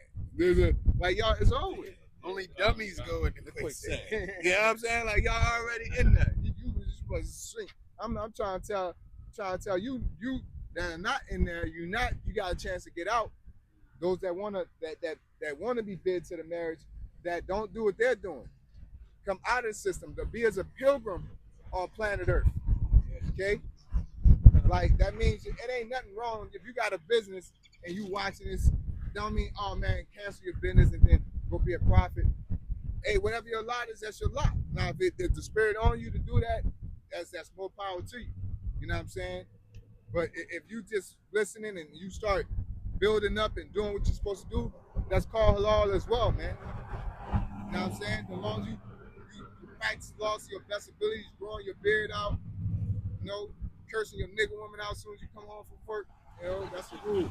I'm joking. That's a joke. It's a degree. That's a joke. It's a joke. Just kidding. You know, GMS beat women. So, Christians beat women. yeah. Muslims beat women.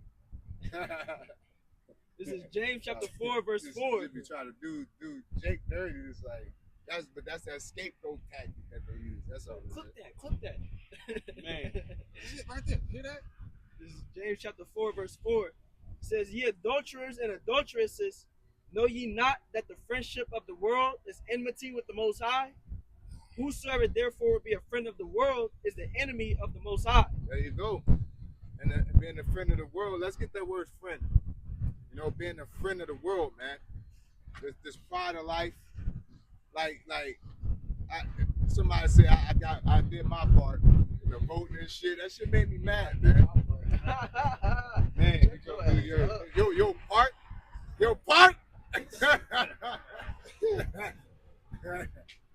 Shit, rage me, man. Friend goes back to the Greek word philos, which is to be friendly to one, wish him well. A friend and associate, he who associates familiarly with one, a companion. One of the bridegroom's friends, who on his behalf asked the hand of the bride and rendered him various services. And we're the bridegroom's friends. Didn't the Lord say we're his friends? Yep, we're no longer servants, you know, friends. Yep, it says, and rendered him various services and closing the marriage and celebrating the nuptials. Neighbor. That's it. So let's go back to the precept again, Papa Shah. Con, James 4:4. Ye adulterers and adulteresses, know ye not that the friendship of the world is enmity with the Most High? Yeah, so the walk that we're on is going to be adverse to this world. Okay, we're not going to run to the same excess of riot. All right, because it's not just, oh, I ain't doing that. You really got to be detached from that shit. You got to really look at going out like, man, I ain't about to go out around a bunch of niggas. You know, anything can happen. The Lord could want to kill like 10 of these niggas tonight. And I'm just walking around, hovering around and shit. You know what I'm saying? Like, I'm about to, you know, it says when you're amongst the street, observe the time. Yeah. Even when you're dealing with Esau, man, do your fucking minute. You at work, get your money and go home. You guys at the fucking waterfall, they're having conversations and shit. Niggas getting familiar with you. Your ass, they driving by the highway like this. Like, what the fuck? What the fuck, bro? What are you doing out here? The fuck are you doing? Like, hey, you know, don't. You just got a prophet gonna come out of that world, man. Totally detached. Like you'll know if you was a prophet during that 2020 when you ain't noticed 2020. You know? If you ain't noticed that, when I noticed, I was driving. I was like, damn, where everybody at? I was going to work though. I was like, oh, forgot COVID shit, man, because I don't go no fucking where. You know, it was normal to me. I get outside and forgot. You know, damn, that's closed. Walk up to them. What? Yeah, you know, yeah. I'm totally oblivious to the system. Nigga walking around happy and shit, fucking cold and shit. Like, why the fuck nigga so happy? See, guys, fucking Thanksgiving, Christmas shit. Fuck, you know what I'm saying? You know? Why everybody dressed in green? Yeah, niggas walking around drunk and shit. Why a drunk white nigga downtown? Hey, so many drunk people today. That's how bro. It really be like that. I was like, I'm a leprechaun. I'm like, damn, it's kind of packed today. True, Why is it so packed? And it's a whole holiday. Like, yeah. That's how you know you're out of the world, man. You know what I'm saying? Like Jake, we like young old niggas, man. You know? You know what I'm saying? The only thing we're not doing work technology. That's it. You know? Go ahead, brother. A brother posted a few precepts. He posted Revelation 22, verse 11. It says, "He that is unjust, let him be unjust still. He which is filthy, let him be filthy still. And he that is righteous, let him be righteous still." Yeah, and that's the main thing. He that is righteous, let him be righteous still. Let him pretty much, stick to the path. You know, and that's what we're here to do. That's our skill set, because our skill set is ultimate to do what? Bid to the marriage. In order to bid you to the marriage, we gotta do you like Jim Carrey in the mask and pull that motherfucking mask off you, man. Ain't the garment spotted by the flesh. Okay? It says, "And he that is holy, let him be holy still." Yeah, that's into that. He posted some precepts in that's passe.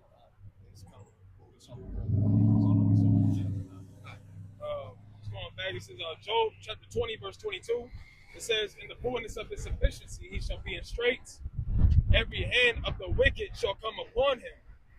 When he is about to fill his belly, Yahweh shall cast the fury of his wrath upon him and shall rain it upon him while he is eating." Yeah, and that's going back to Esau. So his system of gathering everybody in, putting them in depth, he's ultimately harnessing, and he's ultimately gathering the nations, gathering everybody in every way. Okay? And it's mainly, at this point, it's economically, socially. Okay? Everybody's connected via TikTok, Instagram. You saying Russian booty, you saying German booty, you know what I'm saying? Like, you saying all kind of like, you saying Russian comedy, Russian fights.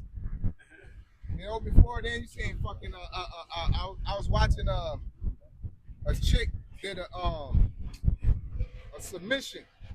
She said, like, I seen it on Instagram and I was working in the gym. You know? This motherfucker could have been on the other side of the planet teaching a seminar, and they recorded it. And they learned the whole, from that's why it says when people shall run to and fro, knowledge should be increased. Okay?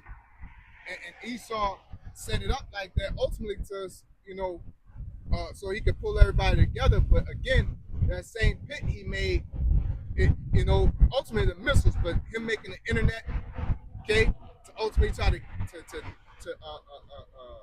track people.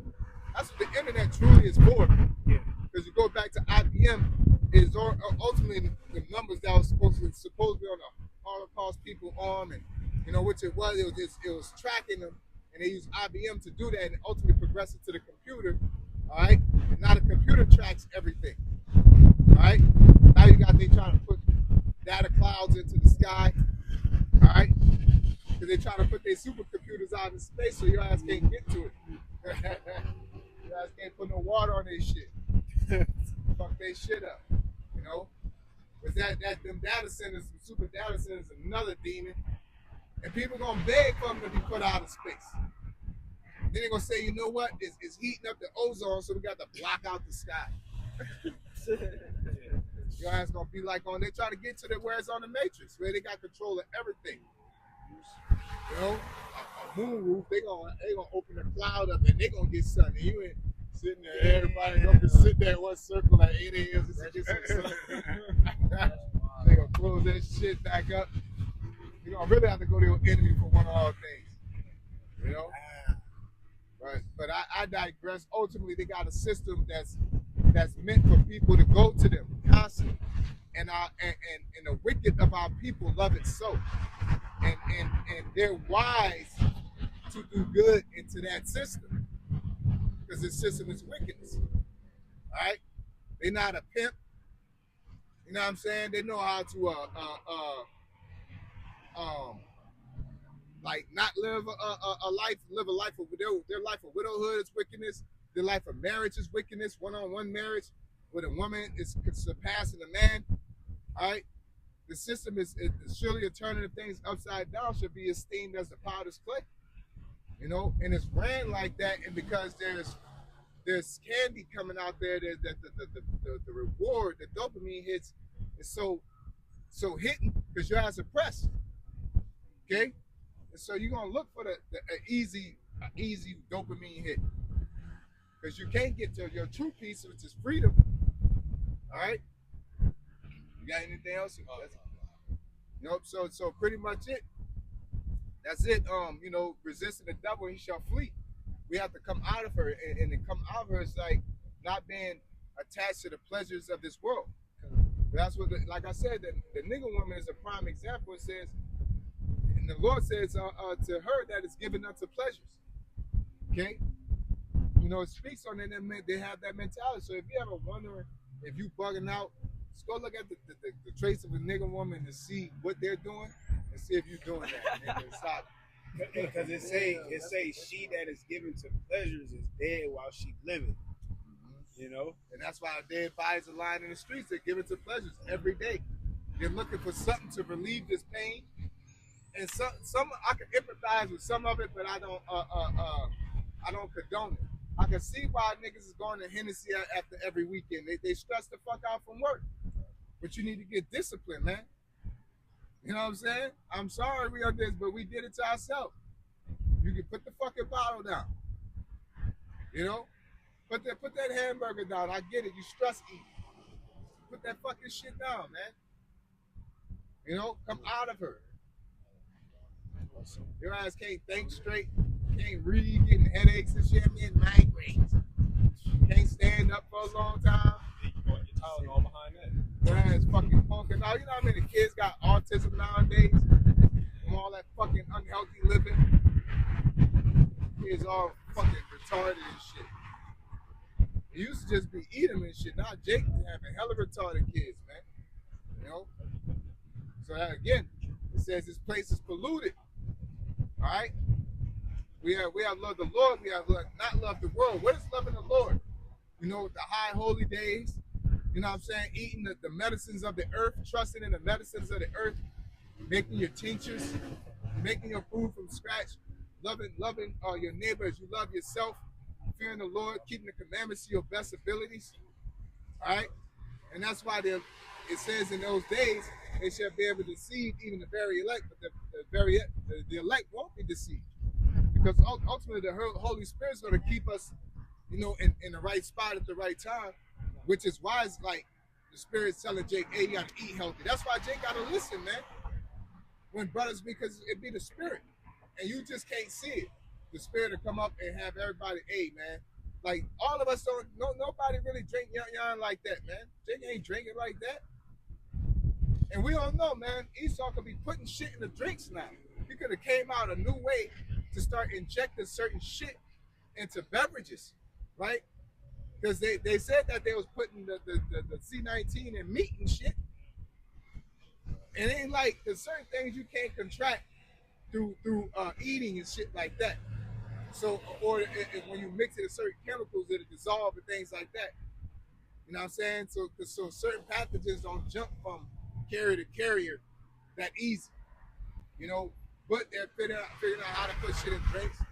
They're more likely figuring out how to put shit in foods, certain combinations and toxins and shit, putting metals in the air, they're putting nanos, whatever shit in your meat.